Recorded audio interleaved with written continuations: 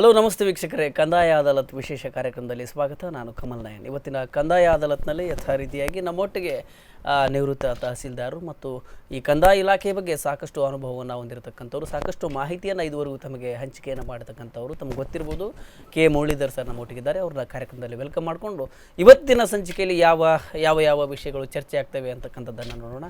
Sir, ಕಾರ್ಯಕ್ರಮದಲ್ಲಿ ಸ್ವಾಗತ. Sir, ಇವತ್ತು ಬಹಳ ಮುಖ್ಯವಾಗಿ ಕಂದಾಯ ಅದಾಲತ್ತು ಸುಮಾರು ಸಂಚಿಕೆಗಳನ್ನು ನಾವು ಮಾಡ್ತಾ ಬಂದು ಸಾಕಷ್ಟು ವಿಷಯಗಳನ್ನು ಚರ್ಚೆಯನ್ನು ಮಾಡ್ತಾ ಬಂದ್ವಿ. ನಮಗೆ ವೀಕ್ಷಕರು ಕೂಡ ಕರೆ ಮಾಡಿ RTC ಬಗ್ಗೆ ಆಗಿರ್ಬೋದು, ಮತ್ತೊಂದು ಮನೆ ಜಾಗದ ಈ ಕೆಲವು ಗೊಂದಲಗಳು, ಅಸ್ಪಷ್ಟತೆಗಳಾಗಿರ್ಬೋದು, ಮತ್ತು ತೋಟದ ಸರ್ವೆಗಳಾಗಿರ್ಬೋದು, ಈ ರೀತಿಯ ಸಾಕಷ್ಟು ವಿಚಾರಗಳನ್ನು ನೇರವಾಗಿ ಲೈವ್ ಆಗಿ ಕೂಡ ಹೇಳಿ ಆಯಿತು. ಎಸ್ ವೀಕ್ಷಕರೇ, ಈಗಲೂ ಕೂಡ ನಿಮಗೆ ಅವಕಾಶವಿದೆ. ಯಾವುದೇ ಸಮಸ್ಯೆಗಳು, ಗೊಂದಲಗಳು, ಏನೇ ಒಂದು ಅಸ್ಪಷ್ಟವಾದಂಥ ಮಾಹಿತಿ ನಿಮಗಿದ್ರೆ ಅದನ್ನು ಸ್ಪಷ್ಟೀಕರಣ ಮಾಡೋದಕ್ಕೆ TV ಪರದೆ ಮೇಲೆ ನಮ್ಮ ನಂಬರ್ ಬರ್ತಾ ಇದೆ. ಮುರಳೀಧರ್ ಸರ್ ನಮ್ಮ ಜೊತೆ ಇದ್ದಾರೆ. ಈಗ 9 ಗಂಟೆವರೆಗೂ ಕೂಡ ಈ ಕಾರ್ಯಕ್ರಮ ಇರುತ್ತದೆ. ನೇರವಾಗಿ ಕರೆ ಮಾಡ್ಬೋದು. ನಿಮಗೆ ಕಂದಾಯ ಇಲಾಖೆಯ ಬಗ್ಗೆ ಯಾವುದೇ ವಿಷಯಗಳು, ಯಾವುದೇ ವಿಚಾರಗಳು ನೇರವಾಗಿ ನೀವು ಫೋನ್ ಮಾಡಿ ಆ ಮಾಹಿತಿಯನ್ನು ಪಡೆದುಕೊಳ್ಬೋದು. ಸರ್ ಅದಕ್ಕೆ ತಕ್ಕವಾಗಿ ಸ್ಪಷ್ಟನೆಯನ್ನು ತಮಗೆ ಕೊಡ್ತಾರೆ. ಸರ್, ಹಾಗೆ ಮತ್ತೊಮ್ಮೆ ನಮ್ಮ ಈ ಎಲ್ಲ ಸಂಚಿಕೆಗಳನ್ನು ಒಮ್ಮೆ ಮೆಲುಕು ಹಾಕ್ತಾ ಬಂದಾಗ ಕೆಲವು ಗಂಭೀರವಾದ ಕೊನೆಯ ಬಾರಿಗೆ ನಾವು ಲಾಸ್ಟ್ ಸಂಚಿಕೆಯಲ್ಲಿ ನೋಡುವಾಗ ನಗರ ಇಲಾಖೆಯಿಂದ ವ್ಯಾಪ್ತಿಗೆ ಬರೆದಿದ್ದರೂ ಆಚೆಗೆ ಬಂದಾಗ ಒಂದು ಇವತ್ತಿನ ಕಾರ್ಪೊರೇಟ್ ಬದುಕಲ್ಲಿ, ಇವತ್ತಿನ ನಗರೀಕರಣದ ಭರಾಟೆಯಲ್ಲಿ ನಿರ್ಮಾಣವಾಗ್ತಕ್ಕಂಥ ಅಪಾರ್ಟ್ಮೆಂಟ್ಗಳಲ್ಲಿ ಮನೆಯನ್ನು ಖರೀದಿ ಮಾಡುವವರಿಗೆ, ಫ್ಲ್ಯಾಟ್ ಖರೀದಿ ಮಾಡುವವರಿಗೆ ಯಾವ ರೀತಿ ತೊಂದರೆ ತೊಡಕುಗಳು ಆಗ್ತಾ ಇದ್ದಾವೆ ಅನ್ನೋದ್ರ ಬಗ್ಗೆಯೂ ಕೂಡ ಚರ್ಚೆ ಆಯಿತು. ಅದಕ್ಕೆ ಒಂದಿಬ್ಬರು ಮೂವರು ಕರೆ ಮಾಡಿ ತಮ್ಮ ಒಂದು ಅಭಿಪ್ರಾಯವನ್ನು, ಅಭಿಲಾಷೆಯನ್ನು ಕೂಡ ಹಂಚಿಕೆ ಮಾಡಿಕೊಂಡ್ರು. ಈ ಹಿನ್ನೆಲೆಯಲ್ಲಿ ನೋಡುವಾಗ ಇವತ್ತು ನಮ್ಮ ನಗರ ಪ್ರದೇಶದ ನಾಗರಿಕರಿಗೆ ಕಂದಾಯ ಇಲಾಖೆ ಯಾವ ರೀತಿಯಾದಂಥ ಸೇವೆಯನ್ನು ನೀಡ್ತಾ ಇದೆ, ಕಂದಾಯ ಇಲಾಖೆಯಿಂದ ಒಂದಷ್ಟು ಸೌಲಭ್ಯಗಳೇನಾದರೂ ನಗರ ಪ್ರದೇಶದ ಜನರಿಗಿದ್ರೆ, ಯಾಕಂದ್ರೆ ನಗರ ಪ್ರದೇಶದ ಉದ್ಯೋಗಗಳ ಮಾದರಿಯೇ ಬೇರೆ. ಹಳ್ಳಿಗಳಲ್ಲಿ ಬಂದಾಗ ಅಲ್ಲಿ ಕೃಷಿ ಉದ್ಯೋಗಗಳಿರ್ತದೆ, ನೇರವಾಗಿ ಅವಲಂಬನೆ ಆಗುವುದೇ ಕಂದಾಯ ಇಲಾಖೆ ಮೇಲೆ. ಅಲ್ಲಿ ಪಹಣಿ ಪತ್ರಿಕೆ ಬೇಕಾಗ್ತದೆ, ಮತ್ತು ಏನಾದರೂ ಪ್ರಕೃತಿ ವಿಕೋಪ ಆದರೆ ಮುನ್ನೊಂದು ಸೌಲಭ್ಯಕ್ಕೆ ಹಳ್ಳಿಗಳಲ್ಲಿ ನೇರವಾಗಿ ಕಂದಾಯ ಇಲಾಖೆಗೆ ಹೋಗ್ತಾರೆ. ಈ ಜನರಿಗೆ ಕಂದಾಯ ಇಲಾಖೆ ಸಂಬಂಧಪಡ್ತಕ್ಕಂಥದ್ದು ಸಿಟಿ ಪ್ರದೇಶದ ಜನರಿಗೆ ಯಾವ ಯಾವ ವಿಷಯಗಳಿಗೆ ಅನ್ನೋದ್ರ ಬಗ್ಗೆ ನಾವು ಸ್ವಲ್ಪ ಇವತ್ತು ಅಲ್ಲೀಗ ಕಂದಾಯ ಇಲಾಖೆಗೆ ಸಂಬಂಧಪಟ್ಟ ಹಾಗೆ ಜಮೀನು ಅದು ಪ್ರಮುಖವಾಗಿ ಇರುವಂಥದ್ದು. ಆದರೆ ಇವತ್ತು ಏನಾಗಿದೆ ಹೇಳಿದರೆ, ಈಗ ನಗರ ಪ್ರದೇಶದಲ್ಲಿ ಅಪಾರ್ಟ್ಮೆಂಟ್, ಕನ್ವರ್ಟೆಡ್ ಲ್ಯಾಂಡ್, ಕೃಷಿ ಭೂಮಿಗೆ ಇವತ್ತು ನಗರ ಪ್ರದೇಶದಲ್ಲಿದ್ದರೆ ಅದು ಕಂದಾಯ ಇಲಾಖೆ ವ್ಯಾಪ್ತಿಗೆ ಬರುತ್ತೆ. ಯಾವುದೇ ಹಕ್ಕು ಬದಲಾವಣೆ, ಖಾತೆ ಬದಲಾವಣೆ ಇದೆಲ್ಲವೂ ಕೂಡ ಕಂದಾಯ ಇಲಾಖೆ ವ್ಯಾಪ್ತಿಯಲ್ಲಿ ಇದೆ. ಹಿಂದೆ ಈಗ ಇತ್ತೀಚೆಗೆ ಏನಾಗಿದೆ ಹೇಳಿದರೆ, ಕನ್ವರ್ಟೆಡ್ ಲ್ಯಾಂಡ್ ಅಂದರೆ ಭೂ ಪರಿವರ್ತನೆಯಾದಂಥ ಕೃಷಿ ಜಮೀನನ್ನು ಯಾರು ಕೃಷಿಯೇತರ ಉಪಯೋಗಕ್ಕೆ ಬದಲಾಯಿಸಿಕೊಂಡಿರ್ತಾರೋ ಅಂಥ ಜಮೀನನ್ನು ಈಗ ಪಹಣಿಯಲ್ಲಿ ದಾಖಲಿಸುವ ಅಗತ್ಯ ಇಲ್ಲ ಎನ್ನುವಂಥದ್ದು ಒಂದು ಇದು ಬಂದಿದೆ. ಇಷ್ಟರವರೆಗೆ ಅದು ಯಾವುದೇ ಅವರಿಗೆ ಅದರ ಮೇಲೆ ಸಾಲವನ್ನು ಪಡಿಬೇಕಾದರೆ ಬ್ಯಾಂಕಿನವರು ಪಹಣಿಯಲ್ಲಿ ಅವರ ಹೆಸರು ದಾಖಲಾಗಿದೆ ಎಂಬುದನ್ನು ಗಮನಿಸ್ತಾ ಇದ್ರು. ಅದಿದ್ದರೆ ಮಾತ್ರ ಮಾಡ್ತಾ ಇದ್ರು. ಆದರೆ ಈಗ ಭೂ ಪರಿವರ್ತನೆಯಾದಂಥ ಜಮೀನುಗಳಿಗೆ ಸ್ಥಳೀಯ ಸಂಸ್ಥೆಗಳಲ್ಲಿ, ತಾವಿಳಿದಂಥ ನಗರ ಪ್ರದೇಶದಲ್ಲಿ ಆದರೆ ಪಟ್ಟಣ ಪಂಚಾಯತು ಅಥವಾ ಪುರಸಭೆ, ನಗರಸಭೆ ವ್ಯಾಪ್ತಿಯಲ್ಲಾದರೆ ಆ ಸ್ಥಳೀಯ ಸಂಸ್ಥೆಯ ಖಾತೆಯಲ್ಲಿ ಅವರ ಹೆಸರು ದಾಖಲಾಗಿರಬೇಕು ಎನ್ನುವಂಥದ್ದನ್ನು ಅಳವಡಿಸಿಕೊಂಡಿದ್ದಾರೆ. ಸೊ ಅಲ್ಲಿಗೆ ನಮ್ದು ಏನು ಹೇಳಿದರೆ, ಭೂ ಪರಿವರ್ತನೆ ಆದ ನಂತರ ನಮ್ಮ ಆ ಜಮೀನುಗಳು ಮತ್ತು ಸ್ಥಳೀಯ ಸಂಸ್ಥೆಯ ವ್ಯಾಪ್ತಿಗೆ ಹೋಗ್ತದೆ. ಅದು ಏನೇ ಮತ್ತೆ ಏನು ಸೆಟ್ ಬ್ಯಾಕ್ ಬಿಡುವಂಥದ್ದು, ಕನ್ಸ್ಟ್ರಕ್ಷನ್ಗೆ ಸಂಬಂಧಪಟ್ಟದ್ದು ಅದೆಲ್ಲವೂ ಮುಂದೆ ಸ್ಥಳೀಯ ಸಂಸ್ಥೆ, ನಗರ ಯೋಜನಾ ಪ್ರಾಧಿಕಾರ, ರಸ್ತೆ ಬದಿಯಲ್ಲಾದರೆ ಸಂಬಂಧಪಟ್ಟ ಇಲಾಖೆಯ ರಸ್ತೆಗಳ ಅಲ್ಲಿ ಎಷ್ಟು ರಸ್ತೆ ಮಾರ್ಜಿನ್ ಬಿಡಬೇಕು, ಸೆಟ್ ಬ್ಯಾಕ್ ಬಿಡಬೇಕು, ಇದೆಲ್ಲವನ್ನು ಆ ಇಲಾಖೆಯವರ ನೋಡಿಕೊಳ್ತಾ ಇದ್ದಾರೆ. ಹಾಗಂತ ಕಂದಾಯ ಇಲಾಖೆಯಿಂದ ಯಾವುದೂ ಇಲ್ಲ ಅಂತಿಲ್ಲ. ಸೌಲಭ್ಯಗಳನ್ನು ಕೊಡುವಂಥದ್ದು ಹೇಳಿದರೆ, ಮುಂದೆ ಏನೇ ಅದರ ಆಶ್ರಯ ಯೋಜನೆಯ ಫಲಾನುಭವಿಗಳನ್ನು ಆಯ್ಕೆ ಮಾಡುವ ಸಂದರ್ಭಗಳಲ್ಲಿ ಅವರ ಆದಾಯದ ಬಗ್ಗೆ ನಮ್ಮ ಇಲಾಖೆಯ ಒಂದು ಸಹಕಾರವನ್ನು ಕೋರ್ತಾರೆ. ಅವರಿಗೆ ಬೇರೆ ಸೈಟ್ ಇದೆಯಾ ಇಲ್ವಾ ಎಂಬುದರ ಬಗ್ಗೆ ಮಾಹಿತಿಯನ್ನು ನಮ್ಮ ಇಲಾಖೆಯ ಮೂಲಕನೇ ಕೊಡಬೇಕಾಗುತ್ತೆ. ಸೊ ಹಾಗಾಗಿ ಆ ರೀತಿಯಲ್ಲಿ ಕೂಡ ನಮ್ಮ ಇಲಾಖೆಯಿಂದ ಒಂದು ಸಹಕಾರ ಇದೆ. ಮತ್ತು ನಮ್ಮ ಈಗ ಆಹಾರ ಮತ್ತು ನಾಗರಿಕ ಸರಬರಾಜು ಇಲಾಖೆ ಅಂತ ಇದೆ, ಅಂದರೆ ಫುಡ್ ಆ್ಯಂಡ್ ಸಿವಿಲ್ ಸಪ್ಲೈಸ್ನವರು ರೇಷನ್ ಕಾರ್ಡ್ ಕೊಡುವಂಥದ್ದು, ಅದು ಕೂಡ ನಮ್ಮ ಇಲಾಖೆ ಒಂದು ಕೊಡುವಂಥದ್ದು. ಅದು ನಮ್ಮ ನಗರ ಪ್ರದೇಶದವರಿಗೂ ಕೂಡ ಅದರಲ್ಲಿ ಕೊಡ್ತಾ ಇರುವಂಥದ್ದು.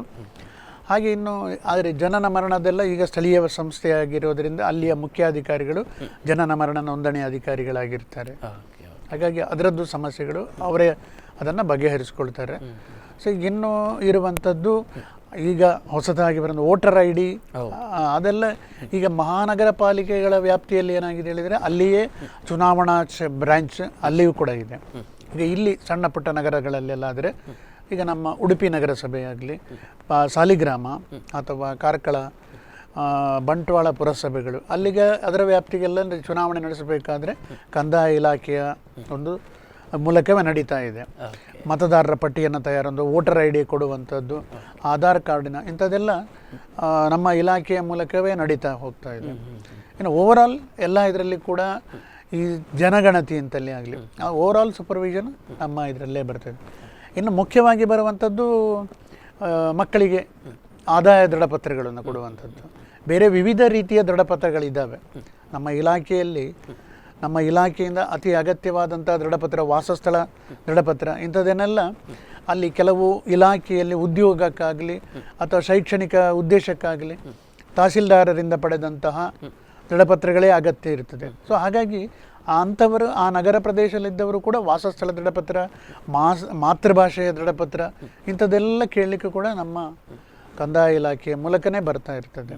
ಸೊ ಆ ರೀತಿಯಲ್ಲಿ ಅದು ಕೂಡ ಈಗೆಲ್ಲ ಸಕಾಲ ಯೋಜನೆ ಅಂತಲೇ ಬಂದಿದೆ. ಆ ಅರ್ಜಿ ಕೊಟ್ಟ ಇಂತಿಷ್ಟು ದಿವಸದ ಒಳಗೇ ಆ ವ್ಯಕ್ತಿಗೆ, ಅರ್ಜಿದಾರನಿಗೆ ಅದಕ್ಕೆ ಉತ್ತರವನ್ನು ಕೊಡಬೇಕು ಅಂತೇಳಿ ಇದ್ದು.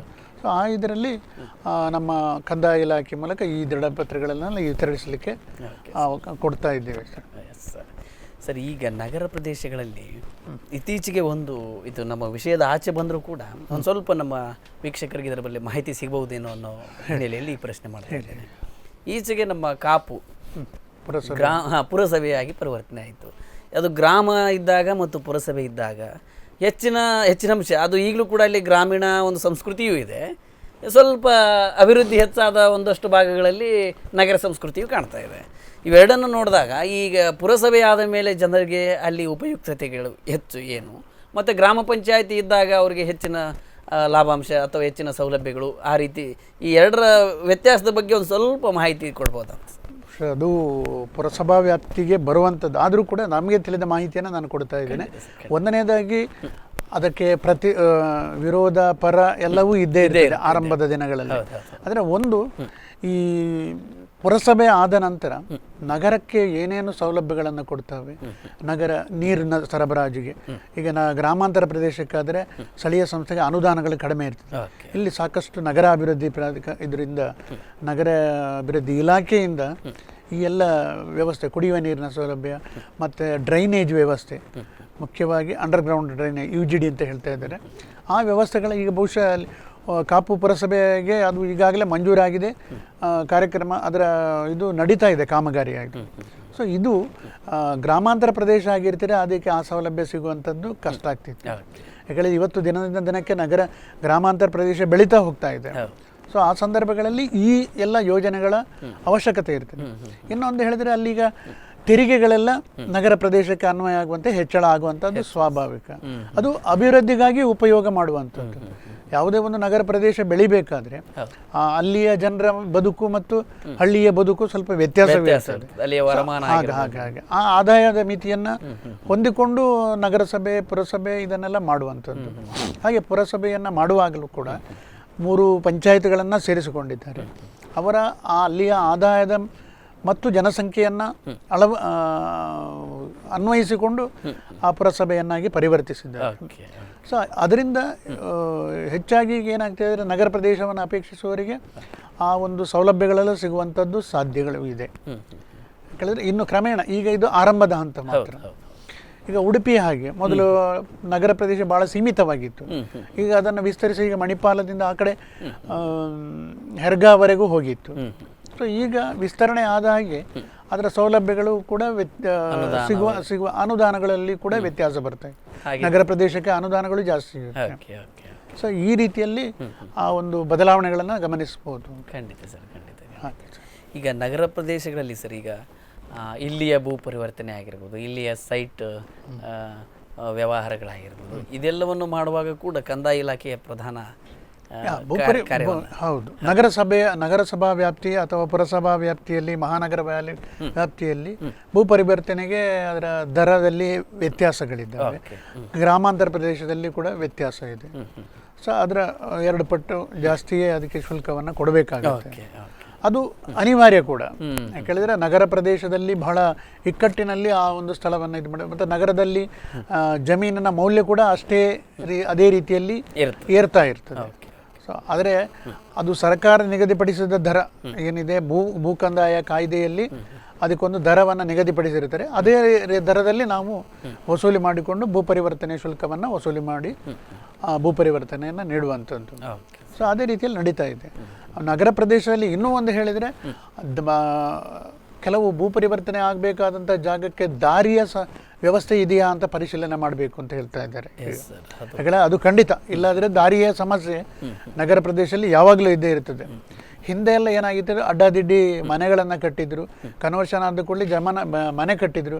ಆ ದಾರಿ ಯಾರ್ದು, ದಾರಿಯ ಹಕ್ಕು ಇದೆಯಾ, ಅವನಿಗೆ ಹೋಗ್ಲಿಕ್ಕೆ ಬರಲಿಕ್ಕೆ ದಾರಿ ಇದೆಯಾ ಇಲ್ವಾ ಅಂತ ಯಾರೂ ಗಮನಿಸ್ತಾ ಇರಲಿಲ್ಲ. ಈಗ ಈ ನಗರ ಯೋಜನಾ ಪ್ರಾಧಿಕಾರ, ಗ್ರಾಮಾಂತರ ಮತ್ತು ನಗರ ಯೋಜನಾ ಪ್ರಾಧಿಕಾರದವರು ವ್ಯವಸ್ಥೆ ಟೌನ್ ಪ್ಲಾನಿಂಗ್ ಇದರ ಅನ್ವಯ ಇಷ್ಟೇ ಮೂಲಭೂತ ಸೌಕರ್ಯಗಳನ್ನೆಲ್ಲ ಬಿಟ್ಟು, ಅಂದರೆ ರಸ್ತೆಗಾಗಿ ಇಷ್ಟೇ ಬಿಡಬೇಕು, ಕುಡಿಯುವ ನೀರಿನ ವ್ಯವಸ್ಥೆ ಮಾಡಬೇಕು, ಶೌಚಾಲಯದ ವ್ಯವಸ್ಥೆ ಮಾಡಬೇಕು, ಈ ದಾರಿದೀಪಗಳನ್ನು ಅಲ್ಲಿ ಅಳವಡಿಸ್ಕೊಳ್ಬೇಕು. ಈಗ ಒಂದು ಸೈಟ್ ಮಾಡಿ ಒಂದು ಕಾಲೋನಿಯನ್ನು ಮಾಡ್ತಾರೆ, ಬಡಾವಣೆಗಳನ್ನು ಮಾಡೋಕೆ. ಆ ಸಂದರ್ಭದಲ್ಲಿ ಇದನ್ನೆಲ್ಲ ಅಳವಡಿಸಿಕೊಂಡು ಮಾಡಬೇಕಾಗ್ತದೆ. ಗ್ರಾಮಾಂತರ ಪ್ರದೇಶದಲ್ಲಿ ಅಂಥ ಹೆಚ್ಚಾಗಿ ಇದು ಇರುವುದಿಲ್ಲ. ಆದರೆ ಇವತ್ತೇನು ಹೇಳಿದರೆ, ಗ್ರಾಮಾಂತರ ಪ್ರದೇಶ ನಗರ ಪ್ರದೇಶದ ಹತ್ತಿರದ ಗ್ರಾಮಗಳಿಗೂ ಅದು ವಿಸ್ತರಿಸ್ತಾ ಹೋಗಿದೆ. ಬಡಾವಣೆಗಳು ನಿರ್ಮಾಣ ಆಗ್ತಾನೆ ಹೋಗ್ತಾ ಇದೆ. ಆಗ ಈ ಯೋಜನಾ ಪ್ರಾಧಿಕಾರದಿಂದ, ಗ್ರಾಮಾಂತರ ಯೋಜನಾ ಪ್ರಾಧಿಕಾರದ ಅನುಮತಿಯನ್ನು ಪಡೆದು ಅವರ ಅಭಿಪ್ರಾಯ ಪಡೆದೇ ಕನ್ವರ್ಷನ್ ಕೊಡಬೇಕು ಅಂತ ತಿಳ್ಕೊಂಡು ಸರ್ಕಾರದ ಸುತ್ತೋಲೆಗಳು ಕೂಡ ಇದೆ. ಖಂಡಿತ ಹಾಗೆ. ಇನ್ನು ಈ ಬಗ್ಗೆ ನೋಡುವಾಗ ನಾವು ನಗರ ಪ್ರದೇಶಗಳಲ್ಲಿ ಅಲ್ಲಿ ಕೂಡ ಬಿಲೋ ಪವರ್ ಲೈನ್ ಅಂತೇಳಿ ಒಂದಷ್ಟು ಎಲ್ಲ ಕಡೆಗಳಲ್ಲಿ ಜನತೆಗೆ ಒಂದಷ್ಟು ಪಡಿತರ ಚೀಟಿ ಕೊಡೋದು, ನಗರ ಪ್ರದೇಶಗಳಿಗೆ ಇರತಕ್ಕಂಥ ಒಂದಷ್ಟು ಈ ರೀತಿಯಾದಂಥ ಜನರಿಗೆ ಇನ್ನೂ ಹೆಚ್ಚಿನ ಮಟ್ಟದಲ್ಲಿ ಏನಾದರೂ ಅವಕಾಶಗಳಿದ್ದಾವೆ. ಅಲ್ಲಿ ಆದಾಯದ ಮಿತಿಯನ್ನು ಏರಿಸಿದ್ದಾರೆ. ಕೇಳಿದರೆ ಈಗ BPL ಕಾರ್ಡ್ ಅಂತ ಹೇಳುವಂಥದ್ರಲ್ಲಿ ಅಲ್ಲಿ ಅಂದರೆ ನಗರ ಪ್ರದೇಶದಲ್ಲಿದ್ದವರಿಗೆ 17,000 ಆದಾಯ ವಾರ್ಷಿಕ, ಗ್ರಾಮಾಂತರ ಪ್ರದೇಶದಲ್ಲಿ 12,000 ಅಂತ ಸರ್ಕಾರ ಮಾನದಂಡವನ್ನು ನಿಗದಿಪಡಿಸಿ ಅದನ್ನೀಗ ಹೆಚ್ಚಳ ಮಾಡುವಂಥ ಇದಕ್ಕೆ ಪ್ರಸ್ತಾವನೆ ಇದೆ. ಅಂದರೆ ಈಗ ಇತ್ತೀಚಿನವರೆಗೆ ಇದ್ದದ್ದು ಅದೇ ಥರದಲ್ಲಿ. ಸೊ ಆ ರೀತಿಯಲ್ಲಿ ನಗರ ಪ್ರದೇಶದಲ್ಲಿ ಆದಾಯದ ಮಿತಿಯನ್ನು ಹೆಚ್ಚಿಗೆ ಕೊಟ್ಟಿದ್ದಾರೆ. BPL ಎಲ್ಲ ಕಡೆಗೂ ಒಂದೇ ರೀತಿಯಲ್ಲಿ ಇರುತ್ತೆ, ಮಾನದಂಡಗಳು ಒಂದೇ ರೀತಿಯಲ್ಲಿ ನಿಗದಿಪಡಿಸಿರುತ್ತಾರೆ. ಇನ್ನು ಇದರಲ್ಲಿ ಯಾವುದೇ ವ್ಯತ್ಯಾಸಗಳಿಲ್ಲ. ನಗರ ಪ್ರದೇಶದ ಅದು ಆದಾಯದಲ್ಲಿ ವ್ಯತ್ಯಾಸ 17 12 ಹೌದು ಸರ್. ಇದರಿಂದ ಆಚೆ ಬಂದಾಗ ನಾವು ಕೆಲವು ಬಾರಿ ಈ ಶಾಲಾ ಶಿಕ್ಷಣಗಳಲ್ಲಿ ಈ ಕೆಲವು ಶಾಲಾ ಶಿಕ್ಷಣದಲ್ಲಿ ಗ್ರಾಮೀಣ ಪ್ರದೇಶಗಳಲ್ಲಿ ಕಂದಾಯ ಇಲಾಖೆಯಿಂದ ಒಂದಷ್ಟು ಸೌಲಭ್ಯಗಳು ಅಥವಾ ಒಂದಷ್ಟು ಅವಕಾಶಗಳೇನು ಶೈಕ್ಷಣಿಕ ಉದ್ದೇಶಕ್ಕಾಗಿ ಅದೇ ಜಾತಿ ಮತ್ತು ಆದಾಯ ದೃಢಪತ್ರಗಳನ್ನು ಮುಖ್ಯವಾಗಿ ಈಗ ಸೀಸನ್ ಅದೇ ಅದು ಈಗ ಆರಂಭ ಆಗಿದೆ. ತಾಲೂಕು ಕಚೇರಿಗಳಲ್ಲಿ ಜನಜಂಗುಳಿಯನ್ನು ತಾವು ನೋಡಬಹುದು. ಅದಕ್ಕೆ ಈಗ ಒಂದು ಸರಳೀಕೃತ ವ್ಯವಸ್ಥೆಗೆ ಸರ್ಕಾರ ಹೊರಟಿದೆ. OTCS ಓವರ್ ದ ಕೌಂಟರ್ ಅಂತ ಹೇಳಿಕೊಂಡು ಅದಕ್ಕೆ ಈಗಲೇ ಪೂರ್ವ ಸಿದ್ಧತೆಯನ್ನು ಸರ್ಕಾರ ಪಡಿತರ ಚೀಟಿಯ ಆಧಾರವನ್ನು ಇಟ್ಟುಕೊಂಡು ಮಾಡಲಿಕ್ಕೆ ಹೊರಟಿದ್ದಾರೆ. ಸೊ ಅದು ಮುಂದಿನ ವರ್ಷಕ್ಕೆ ಇದು ಮಾಡುವಂಥದ್ದು. ಅದು ಯಾವ ರೀತಿಯಾಗಿ ರೂಪಿಸಬಹುದು ಅಂತ ಸರ್? ಅಂದರೆ ಇಮಿಡಿಯೇಟ್ ಆಗಿ ಕೊಡುವಂಥ ವ್ಯವಸ್ಥೆಗೆ ಅದೀಗ ಇನ್ನೂ ಅನುಷ್ಠಾನ ಪಡಿತರ ಚೀಟಿಯ ಪಡಿತರ ಚೀಟಿಯಲ್ಲಿರುವಂಥ ಕುಟುಂಬದ ಸದಸ್ಯರ ಆದಾಯವನ್ನು ಪರಿಶೀಲನೆ ಮಾಡಿಕೊಂಡು ಪ್ರತಿ ಈಗ ವಿಲೇಜ್ ಅಕೌಂಟೆಂಟ್ಗಳು ನಮ್ಮ ಗ್ರಾಮ ಕರ್ಣಿಕರು ಮನೆ ಭೇಟಿಯ ಕಾರ್ಯಕ್ರಮವನ್ನು ಮಾಡಿಕೊಂಡು ಅದಕ್ಕೆ ಟೈಮ್ ಶೆಡ್ಯೂಲ್ ಎಲ್ಲ ಮಾಡಿಕೊಟ್ಟಿದ್ದಾರೆ. ಬಹಳಷ್ಟು ಒತ್ತಡಗಳು ಇದ್ದಾವೆ. ಕೇಳಿದ್ರೆ ನಮ್ಮ ಗ್ರಾಮ ಕರ್ಣಿಕರು ಬಹಳಷ್ಟು ಒತ್ತಡದಲ್ಲಿ ಆ ಕೆಲಸವನ್ನು ನಿರ್ವಹಿಸ್ತಾ ಇದ್ದಾರೆ. ಒಂದು ರೀತಿ ಸರ್ವೆ ಮಾಡಿದ ಹಾಗೆ ಮನೆ ಭೇಟಿ ಕೊಡಬೇಕು, ಅದರ ಮೇಲೆ ಅದನ್ನು ಬರೆಯುವಂಥದ್ದು ಇದೆ ಫಾರ್ಮೆಟಲ್ಲಿ. ಸೊ ಇದೆಲ್ಲ ಕೆಲಸಗಳು ಅದಕ್ಕೆ ಮುಂದಿನ ದಿನಕ್ಕೆ ಅನುಕೂಲ ಆಗ್ಬೋದು. ಹಾಗೆ ಈಗ ಕೆಲವು ಸರ್ಟಿಫಿಕೇಟ್ಗಳು, ವಾಸ್ತವ್ಯ ದೃಢಪತ್ರ ಅಂತ ಹೇಳ್ತಾ ಇದ್ದಾರೆ. ಈಗ ಇನ್ನು CET ಇಂದ ರಿಸಲ್ಟ್ ಬಂದ ನಂತರ ಇನ್ನು ಇಂಜಿನಿಯರಿಂಗ್ ಕಾಲೇಜಿಗೆ ಸೇರ್ಪಡೆಯಾಗುವ ಕೆಲವೆಲ್ಲ ದೃಢಪತ್ರಗಳನ್ನು ಕೇಳ್ತಾರೆ. ವಿದ್ಯಾಭ್ಯಾಸದ ಸರ್ಟಿಫಿಕೇಟ್, ಗ್ರಾಮೀಣ ಪ್ರದೇಶದಲ್ಲಿ ವಿದ್ಯಾಭ್ಯಾಸ ಮಾಡಿದ ದೃಢಪತ್ರ ಆಗಬೇಕಾದ್ರೆ ಅದಕ್ಕೆ ತಹಶೀಲ್ದಾರರಿಂದ ಸಹಿ ಆಗಿರಬೇಕು. ಅಂದರೆ 1ರಿಂದ 10ನೇ ಕ್ಲಾಸಿನವರೆಗೆ ಗ್ರಾಮೀಣ ಪ್ರದೇಶದಲ್ಲಿದ್ದವರಿಗೆ ರೂರಲ್ ಕೋಟಾ ಅಂತ ಸಿಗ್ತದೆ. ಇನ್ನು ಕನ್ನಡ ಮಾಧ್ಯಮದಲ್ಲಿ ಕಲಿತವರಿಗೆ ಒಂದು ಪ್ರತ್ಯೇಕವಾದ ಮೀಸಲಾತಿ ಇದೆ. ಸೊ ಅದನ್ನು ಪಡಿಬೇಕಾದ್ರೆ ಅವರು ಕನ್ನಡ ಮಾಧ್ಯಮದಲ್ಲಿ ಕಲ್ತಿರಬೇಕು. ಸೊ ಈ ರೀತಿ ಬೇರೆ ಬೇರೆ ರೀತಿಯ ಏನು ಮೀಸಲಾತಿಗಳ ಇದಿದೆ. ಅದಕ್ಕೆ ದೃಢಪತ್ರಗಳನ್ನು ತಹಸೀಲ್ದಾರರ ಕಚೇರಿಯಲ್ಲೇ ಪಡೆದುಕೊಂಡು ಹೋಗಬೇಕಾಗ್ತದೆ. ಇನ್ನು ಜಾತಿ ಮೀಸಲಾತಿ ಎಲ್ಲರಿಗೂ ಗೊತ್ತಿದೆ, 2A 2B 3A 3B ಎಲ್ಲ ಇದೆ. ಸೊ ಅದನ್ನೆಲ್ಲವನ್ನು ಕೂಡ ಅದು ತಹಸೀಲ್ದಾರರಿಂದ ನೀಡಿದಂಥ ದೃಢಪತ್ರದ ಆಧಾರದಲ್ಲಿ ಮೀಸಲಾತಿಯನ್ನು ಅಲ್ಲಿ ಅಳವಡಿಸ್ಕೊಳ್ತಾ ಇದ್ದಾರೆ ಸರ್. ಹೀಗೆ ಓಕೆ ಸರ್. ಇನ್ನು ಇದನ್ನು ನಾವು ಇದೆಲ್ಲವನ್ನ ಮಾಹಿತಿ ಅಂತ ತೆಗೆದುಕೊಂಡು ಬಂದಾಗ ನಮಗೆ ಇನ್ನೊಂದು ಮುಖ್ಯವಾಗಿ ಬರ್ತಕ್ಕಂಥದ್ದು ಬಹಳ ಎಸ್ ಸರ್, ನಾವು ನಮ್ಮ ಚರ್ಚೆಯನ್ನು ಮುಂದುವರ್ಸೋಣ, ಒಂದು ವಿರಾಮವನ್ನು ತೆಗೆದುಕೊಳ್ಳೋಣ. ವೀಕ್ಷಕರೇ, ಕಂದಾಯ ಅದಾಲತ್ ವಿಶೇಷ ಕಾರ್ಯಕ್ರಮದಲ್ಲಿ ಇವತ್ತು ಕೂಡ ಸಾಕಷ್ಟು ವಿಚಾರಗಳು ಹಂಚಿಕೆಯಾಗ್ತಾ ಇದೆ. ಇನ್ನಷ್ಟು ಮಾಹಿತಿಯನ್ನು ಇನ್ನಷ್ಟು ಚರ್ಚೆಯನ್ನು ಮಾಡಲಿಕ್ಕಿದ್ದೇವೆ. ಅದಕ್ಕಿಂತ ಮೊದಲಿಗೆ ಒಂದು ಚಿಕ್ಕ ಬ್ರೇಕ್.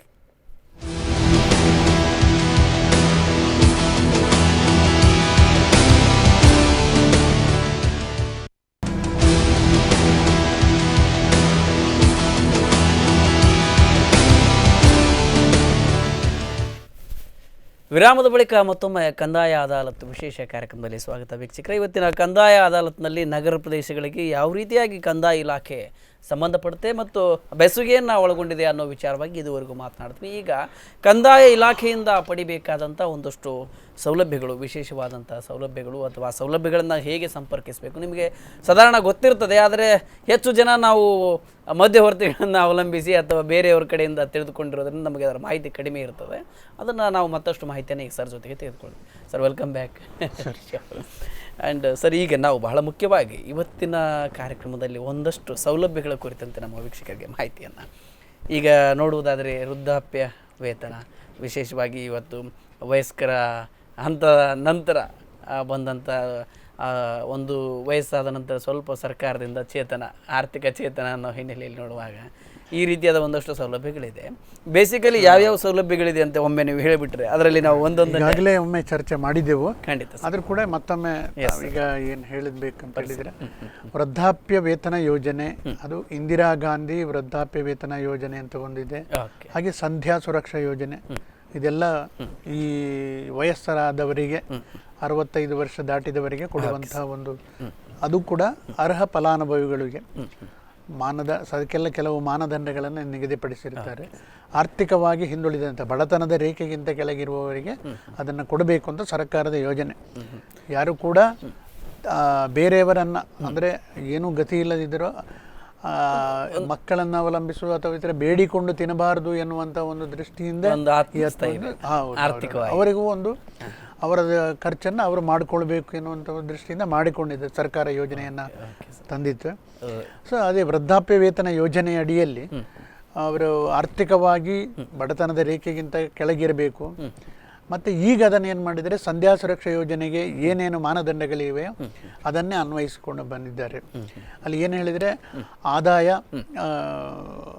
20,000ಕ್ಕಿಂತ ಮೀರಿರಬಾರದು ಮತ್ತು ಅವರ ಬ್ಯಾಂಕಿನ ಠೇವಣಿಯಲ್ಲಿ, ಉಳಿತಾಯ ಖಾತೆಯಲ್ಲಿ 10,000ಕ್ಕಿಂತ ಮಿಗಿಲಾದ ಹಣ ಇರಬಾರ್ದು ಅಂತ ಹೇಳುವಂಥದ್ದು ಸರ್ಕಾರದ ಒಂದು ಯೋಜನೆ, ಮಾನದಂಡ ಇದೆ.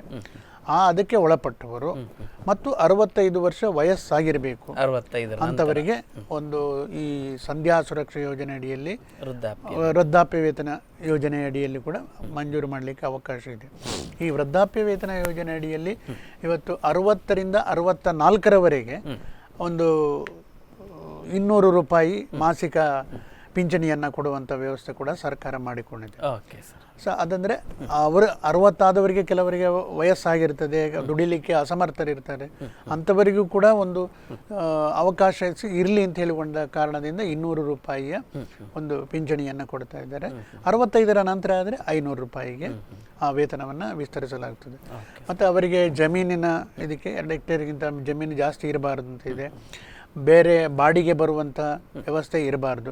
ಕಟ್ಟಡ ಕಟ್ಟಿ ಅದರಿಂದ ಬಾಡಿಗೆ ಬರುವಂಥದ್ದು ಅದು ಕೂಡ 20,000ಕ್ಕಿಂತ ಮೇಲೆ ಇರಬಾರ್ದು ಅಂತ ಆದಾಯದ ಮಿತಿ. ಮತ್ತು ಗಂಡು ಮಕ್ಕಳು ಇರ್ತಾರೆ, ಒಳ್ಳೆ ಉದ್ಯೋಗದಲ್ಲಿ ಇದ್ದರೂ ಕೂಡ ಕೆಲವು ಮನೆಗಳಲ್ಲಿ ಏನಾಗಿರ್ತದೆ ಹೇಳಿದರೆ, ಉದ್ಯೋಗ ಹೆಚ್ಚಿನ ಕೆಲವೊಂದು ಕುಟುಂಬಗಳಲ್ಲಿ ಏನೆಂದರೆ ಮಕ್ಕಳು ಕೆಲವೊಮ್ಮೆ ತಂದೆಯವರನ್ನು ತಾಯಿಯನ್ನು ನೋಡದೇ ಇರುವಂಥ ಪ್ರಕರಣಗಳೂ ಬೇಕಾದಷ್ಟು ಸಿಗುತ್ತವೆ. ಹೇಳಿದರೆ ವಯಸ್ಸಾದ ನಂತರ ಮಕ್ಕಳು ಯಾವುದೋ ಕಾರಣದಿಂದ ಕುಟುಂಬದಲ್ಲಿ ಇವತ್ತು ಅವಿಭಕ್ತ ಕುಟುಂಬಕ್ಕಿಂತ ಜಾಸ್ತಿ ವಿಭಕ್ತ ಕುಟುಂಬಗಳೇ ಜಾಸ್ತಿ ಆಗಿದ್ದಾವೆ. ಅಥವಾ ಉದ್ಯೋಗದ ನಿಮಿತ್ತ ಬೇರೆ ಕಡೆ ಇರ್ತವೆ, ಇಲ್ಲಿ ಇವರನ್ನು ನೋಡೋದಿಲ್ಲ ತಂದೆ ತಾಯಿಯವರನ್ನು, ಹಳ್ಳಿ ಪ್ರದೇಶದಲ್ಲಿ ಅಂಥ ಪ್ರಕರಣಗಳು ಕೂಡ ಇರ್ತವೆ. ಸೊ ಅಂಥವರಿಗೋಸ್ಕರ ಮಕ್ಕಳಿದ್ದರೂ ಅವರು ಇವರನ್ನು ನೋಡಿಕೊಳ್ಳುವುದಿಲ್ಲ ಎನ್ನುವಂಥ ಬಗ್ಗೆ ಒಂದು ಅಫಿದಾವಿತನ್ನು ಕೊಟ್ಟು ಮುಚ್ಚಳಿಕೆಯನ್ನು ಬರೆದು ಕೊಟ್ಟರಲ್ಲಿ ಅಂಥವರಿಗೂ ಕೂಡ ಕೊಡಲಿಕ್ಕೆ ಆಗ್ತಾ ಇತ್ತು. ಅವರ ವೃದ್ಧಾಪ್ಯ ವೇತನ ಸಂಧ್ಯಾ ಸುರಕ್ಷಾ ಯೋಜನೆ ಅಡಿಯಲ್ಲಿ ಕೊಡಲಿಕ್ಕೆ ಆಗ್ತಾ ಇತ್ತು. 500 ರೂಪಾಯಿ ವೇತನವನ್ನು ಅವರಿಗೆ ಕೊಡಲಾಗ್ತದೆ. ಇದನ್ನು ಮಾಡಿಸುವಾಗ ಬೇಸಿಕಲಿ ಏನೇನು ಫಾರ್ಮಾಲಿಟೀಸ್ನ ಫಾಲೋ ಮಾಡಿ ಅದೇ ಈಗ ನಾನು ಹೇಳಿದೆಲ್ಲ, ಅದಕ್ಕೆ ನಿಗದಿತ ನಮೂನೆಯಲ್ಲಿ ಅರ್ಜಿಯನ್ನು ಕೊಡಬೇಕು, ಅವರ ಭಾವಚಿತ್ರಗಳು ಬೇಕು, ವಾಸ್ತವ್ಯ ಆ ಗ್ರಾಮದಲ್ಲಿ ಇರಬೇಕು, ಮತ್ತು ಅವರಿಗೆ ಬೇಕಾದ ವಾಸಸ್ಥಳದಲ್ಲಿ ಆ ಗ್ರಾಮದ ನಿವಾಸಿ ಎನ್ನುವ ಬೇಕಾದಂಥ ಪೂರಕ ದಾಖಲೆಗಳು ಅವರ ಹತ್ರ ಇರಬೇಕು. ಎಲ್ಲಿಯೋ ಬಂದು ಅವರು ಕನಿಷ್ಠ ಒಂದು 5 ವರ್ಷ ಆದರೂ ಆ ಪ್ರದೇಶದಲ್ಲಿ ನಿವಾಸಿ ಆಗಿರಬೇಕು ಅಂತ ಹೇಳುವಂಥದ್ದು ಇದೆ. ಸೊ ಮತ್ತು ವಯಸ್ಸಿನ ಬಗ್ಗೆ ಕೆಲವೊಮ್ಮೆ ಗೊಂದಲಗಳಿರ್ತವೆ. ಅವನಿಗೆ 65 ಆಗಿದ ಇಲ್ವಾ ಎನ್ನುವಂಥದ್ದು, ಅದು ಕೆಲವು ಕಂಪ್ಲೇಂಟ್ಗಳು ಇದ್ದಾವೆ. ಅಂದರೆ 50 ವರ್ಷದವರು, ಅಂದರೆ ನೋಡಲಿಕ್ಕೆ ಅವರು 65 ಇರ್ತಾರೆ, ಕೆಲವೊಮ್ಮೆ ಅವರು 65 ಆದದಂತಲೇ ಗೊತ್ತಾಗುವುದಿಲ್ಲ. ಅಂತಹ ಸಂದರ್ಭದಲ್ಲಿ ವೈದ್ಯಕೀಯ ದೃಢಪತ್ರವನ್ನು ತರಬೇಕಂತ, ಅಂದರೆ ಅಸಿಸ್ಟೆಂಟ್ ಸರ್ಜನ್ಗಿಂತ not below the rank of surgeon, district assistant surgeon. ಆದರೂ ಕೂಡ ಕೆಲವೊಮ್ಮೆ ತರ್ತಾರೆ ಸರ್ಟಿಫಿಕೇಟು, ಅಲ್ಲಿಯೂ ಕೂಡ ಕೆಲವು ಆರೋಪಗಳಿದ್ದಾವೆ, ಡಾಕ್ಟ್ರು ಸುಳ್ಳು ಸರ್ಟಿಫಿಕೇಟ್ಗಳು. ಬಟ್ ಅದನ್ನೆಲ್ಲ ನಾವು ಕಂದಾಯ ಇಲಾಖೆಯವರು ಏನು ಹೇಳಿದರೆ, ಅವರೊಂದು ಡಾಕ್ಟ್ರ್ ಕೊಟ್ಟ ಸರ್ಟಿಫಿಕೇಟ್ ನಾವು ಅಲ್ಲಗಲಿಕ್ಕೆ ಆಗುವುದಿಲ್ಲ. ಅವರದ್ದು ಒಂದು ತಾಂತ್ರಿಕ ಏನು ಡಾಕ್ಟರ್ ಕಲಿತು ಒಂದು ಅವರ ಇದನ್ನು ಕೊಟ್ಟದ್ದನ್ನು ಪ್ರಮಾಣ ಮಾಡಿರುವಾಗ ನಾವು ಅದನ್ನು ನಂಬಬೇಕು. ಆದರೂ ಕೂಡ ನಮ್ಮ ಕಂದಾಯ ಅಧಿಕಾರಿಗಳಿಗೆ ಅವರನ್ನು ವ್ಯಕ್ತಿಯನ್ನು ಪರಿಶೀಲನೆ ಮಾಡಿ ಅರ್ಹತೆ ಇದೆಯೋ ಇಲ್ವೋ ಎನ್ನುವಂಥದ್ದನ್ನು ನೋಡಿ ಕೊಡಬೇಕು ಅಂತೇಳಿ ಮಂಜೂರಾತಿಗೆ ಮಾಡಬೇಕು. ಸಾಕಷ್ಟು ಜನರಿಗೆ ಉಪಯುಕ್ತವಾದದ್ದು, ಹೆಲ್ಪ್ಫುಲ್ ಆಗಿದೆ ಸರ್. ಆ ಉಪಯೋಗಗಳು ಇದೆ, ಕೆಲವೊಂದು ಅಲ್ಲಲ್ಲಿ ದುರುಪಯೋಗಗಳು ಕೂಡ ಇದ್ದಾವೆ. ಹೇಳಿದ್ರೆ ಸರ್ಕಾರದಿಂದ ಸಿಗುತ್ತಾ ಹಣ, ಆದರೆ ಯಾವ ಉದ್ದೇಶದಿಂದ ಸರ್ಕಾರ ಮಾಡಿದೋ ಅದಕ್ಕಿಂತ ಕೆಲವು ಕಡೆಗಳಲ್ಲಿ ಹೆಚ್ಚು ದುರ್ಬಳಕೆ ಆಗುತ್ತೆ. ಅದಕ್ಕೆ ಬೇರೆ ಬೇರೆ ಕಾರಣಗಳಿರ್ತವೆ, ಒತ್ತಡಗಳಿರ್ತವೆ. ಅವರಿಗೆ ಯಾಕೆ ಕೊಟ್ಟಿದ್ದೀರಿ, ಇವರಿಗೆ ಯಾಕೆ ಕೊಟ್ಟಿಲ್ಲ. ಅಲ್ಲಿ ಹಾಗೆ ಇದಕ್ಕೆ ಹೋದಾಗ, ಸರ್ವೆ ಮಾಡ್ಲಿಕ್ಕೆ ಹೋದಾಗ ಕೆಲವೊಂದು ಕಡೆಗಳಲ್ಲಿ ಅರ್ಹರಿಗೂ ಸಿಕ್ಕಿರಬಹುದು, ಇಲ್ಲ ಅಂತ ಹೇಳಲಿಕ್ಕೆ ಆಗೋದಿಲ್ಲ. ಅದಕ್ಕೆ ತಿಳಿಯದೆಯೋ ಆಗಿರ್ತದೆ. ಅಂದರೆ ಜನ ಕೂಡ ಎಚ್ಚೆತ್ತುಕೊಳ್ಬೇಕಾಗ್ತದೆ. ಕೇಳಿದ್ರೆ ಜನರು ಕೂಡ ಏನು, ಈಗ ನಾನು ಒಬ್ಬ ಟ್ಯಾಕ್ಸ್ ಪೇಯರ್, ಕೊಡುವಾಗ ನಾನು ಕೊಟ್ಟಂತ ತೆರಿಗೆ ಸರಿಯಾದ ರೀತಿಯಲ್ಲಿ ಬಳಕೆ ಆಗ್ಬೇಕು ಎನ್ನುವಂತ ಉದ್ದೇಶ ನಮ್ದಿದೆ. ಆದ್ರೆ ಇದೇನು ಹೇಳಿದ್ರೆ ಪಕ್ಕದ ಮನೆಯವನಿಗೆ ಸಿಕ್ಕಿದೆ, ನನಗೂ ಯಾಕೆ ಆಗ್ಬಾರ್ದು, ಈ ರೀತಿಯ ಒಂದು ಮನೋಭಾವ ಜನರಲ್ಲೂ ಇದೆ. ಅದು ಕೊಡದಿದ್ದಾಗ ನಮಗೂ ಬೇಕು, ನನ್ನ ಮನೆಯವರಿಗೂ ಬೇಕು, ಹೀಗೆ ಮಾಡುವವರು ಬೇಕಾದಷ್ಟು. ಇದು ಕೇವಲ ವೃದ್ಧಾಪ್ಯ ವೇತನ ಯೋಜನೆ ಅಲ್ಲ, ಎಲ್ಲ ಯೋಜನೆಗಳಲ್ಲಿ ಕೂಡ ಈ ಥರ ಇದೆ ಅಂತ. ಇದರಲ್ಲಿ ಕೆಲವೊಮ್ಮೆ ಅಧಿಕಾರಿಗಳಿಗೂ ಕೂಡ ಮತ್ತು ಏನು ಸಿಬ್ಬಂದಿ ವರ್ಗದವರಿಗೂ ಕೂಡ ಕಷ್ಟ ಇದೆ. ಒತ್ತಡ ಹಾಕಿಸುವುದು, ಯಾಕೆ ಅವರಿಗೆ ಕೊಟ್ಟಿಲ್ಲ. ಅದರಲ್ಲಿ ರಾಜಕೀಯವಾಗಿ ಕೆಲವೊಮ್ಮೆ ಒತ್ತಡ ಹಾಕುವಂಥದ್ದು ಸಾಕಷ್ಟು ನಾವು ಅನುಭವಿಸಿದ್ದೇವೆ, ಗಮನಕ್ಕೂ ಈಗ ಬಂದು ಇದೆ. ಮೊನ್ನೆ ಈಚೆಗಷ್ಟೇ ನಮ್ಮಲ್ಲಿ ಒಂದು ವರದಿ ಬಂದಿತ್ತು. ಯಾರೋ ಒಬ್ಬ ಪಕ್ಷದ ವಕ್ತಾರರು ಇನ್ನೊಬ್ರಿಗೆ ಯಾರಿಗೂ ಮನೆಯನ್ನು ಏನೋ ಮಾಡಿಕೊಡೋದಕ್ಕೆ PDO ಒಬ್ಬರಿಗೆ ಕಾಲ್ ಮಾಡಿ ಫೋನಲ್ಲಿ ಅವರಿಗೆ ದೌರ್ಜನ್ಯ ಮಾಡೋದು. ಏನ್ರಿ, ನನಗೆ ಗೊತ್ತಿಲ್ಲದಿರೋ ಕಾನೂನು, ನನಗೆ ಗೊತ್ತಿಲ್ಲದಿರೋ ಯೋಜನೆ ಏನಾಗ ಮಾಡಿಕೊಡಿ ಅವ್ರಿಗೆ ಅಂತಕ್ಕಂಥದ್ದು. ಅದು ಆ ರೂಲ್ಸ್ ಬಗ್ಗೆ ಮಾತನಾಡುವಾಗ ಆ ರೂಲ್ಸ್ ಬ್ರೇಕ್ ಮಾಡಲಿಕ್ಕೆ ಇವರೇ ಹೇಳ್ತಕ್ಕಂಥದ್ದು, ಮುಖಂಡರಾದಂಥವ್ರು. ಈ ರೀತಿಯಾಗಿ ಎಲ್ಲಿ ಬ್ರೇಕ್ ಮಾಡಬೇಕು, ಎಲ್ಲಿ ಬ್ರೇಕ್ ಮಾಡಬಾರ್ದು ಅಂತ ಕೆಲವೊಮ್ಮೆ ಮಾನವೀಯತೆ ದೃಷ್ಟಿಯಿಂದ ಹೋದಾಗಲೂ ಕೂಡ ಅದು ಆಗ್ತದೆ. ಆದರೆ ಅಲ್ಲಿ ಏನಾಗುತ್ತೆ ಹೇಳಿದ್ರೆ, ಮಾನವೀಯತೆ ದೃಷ್ಟಿಯಿಂದ ಅಧಿಕಾರಿಗಳು ಹೋದಾಗ ಕಾನೂನಿನ ಚೌಕಟ್ಟನ್ನು ಕೂಡ ನಾವು ಮೀರುವ ಹಾಗಿಲ್ಲ. ಆದರೆ ಅದನ್ನು ಮನುಷ್ಯತ್ವವೇ ಇಲ್ಲ ಅಂತ ಹೇಳುವ ಅಧಿಕಾರಿಗಳಿಗೆ ಬೈದವರು ಇದ್ದಾರೆ. ಆದರೆ ಕಾನೂನಿನ ಪುಸ್ತಕವೊಂದು ನಮಗೆ ಅಡ್ಡ ಇದೆಯಲ್ಲ, ಅದನ್ನು ಮೀರಿ ಕೊಡಬೇಕು ಅಂತೇಳಿ ಆದರೂ ಕೂಡ ನಾಳೆ ಯಾರಾದರೂ, ಇವತ್ತು ಬೇಕಾದಷ್ಟಿದೆ, ಮಾಹಿತಿ ಹಕ್ಕಿನ ಕಾಯ್ದೆ ಅಡಿಯಲ್ಲಿ ಅರ್ಜಿ ಹಾಕಿ ಎಲ್ಲಿ ಎಲ್ಲ ಮಾಹಿತಿಗಳನ್ನು ಕೊಡುತ್ತೆ. ಅಲ್ಲಿ ಯಾಕಂದ್ರೆ ನಾವು ದಾಖಲೆಗಳನ್ನು ಸರಿಯಾಗಿ ನೋಡಿಕೊಂಡು ಕೊಡಬೇಕಾದದ್ದು ನಮ್ಮ ಕರ್ತವ್ಯ. ಅದು ಪ್ರಭಾವಕ್ಕೊಳಗಾಗಬಾರ್ದು ಅಂತ ಹೇಳಿದ್ರು ಕೂಡ ಅಲ್ಲಿ ಅಧಿಕಾರಿಗಳು ಸಿಬ್ಬಂದಿಗಳು ಅವರವರದ್ದು ಕೆಲವೊಮ್ಮೆ ನೋಡಿಕೊಳ್ಬೇಕಾಗುತ್ತೆ. ಖಂಡಿತ ಸರ್, ಅಲ್ವಾ?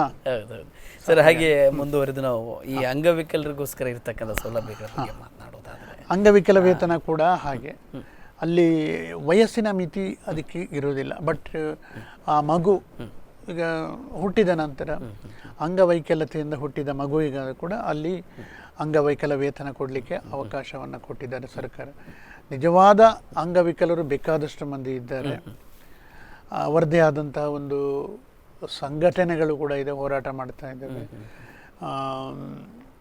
ಹಾಗೆ ನೋಡಿದ್ರೆ ನಮ್ಮ ದೇಶದ ವ್ಯವಸ್ಥೆಯಲ್ಲಿ ವಿಕಲಚೇತನರಿಗೆ ಅಂತ ನಾವೇನು ಕರಿತೀವಿ ಅವರಿಗೆ ಸಾಕಷ್ಟು ಒಂದಷ್ಟು ಅವಕಾಶಗಳಿದೆ ಅಂತ ಅನಿಸ್ತದೆ. ಖಂಡಿತ ಇದೆ, ಖಂಡಿತ ಇದೆ.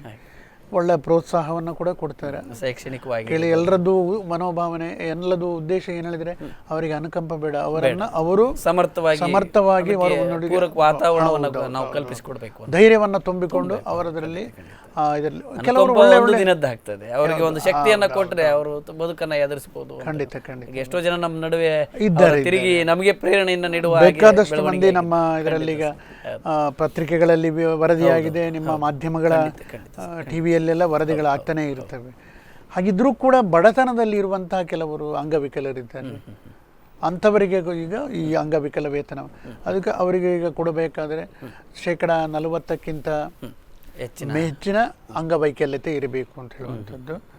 ಅದಕ್ಕೆ ತಜ್ಞ ವೈದ್ಯರಿಂದ ಪಡೆದಂತಹ ದೃಢಪತ್ರವನ್ನು, ಅಂದರೆ ಅದಕ್ಕೆ ತಜ್ಞ ವೈದ್ಯರ ಮಂಡಳಿ ಕೂಡ ಇದೆ ಅದಕ್ಕೆ ಅಂಗವಿಕಲರ ವೇತನವನ್ನು ಕೊಡುವಂಥದ್ದು.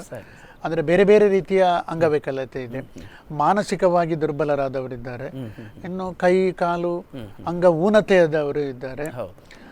ಹೀಗೆ ಹೌದೌದು.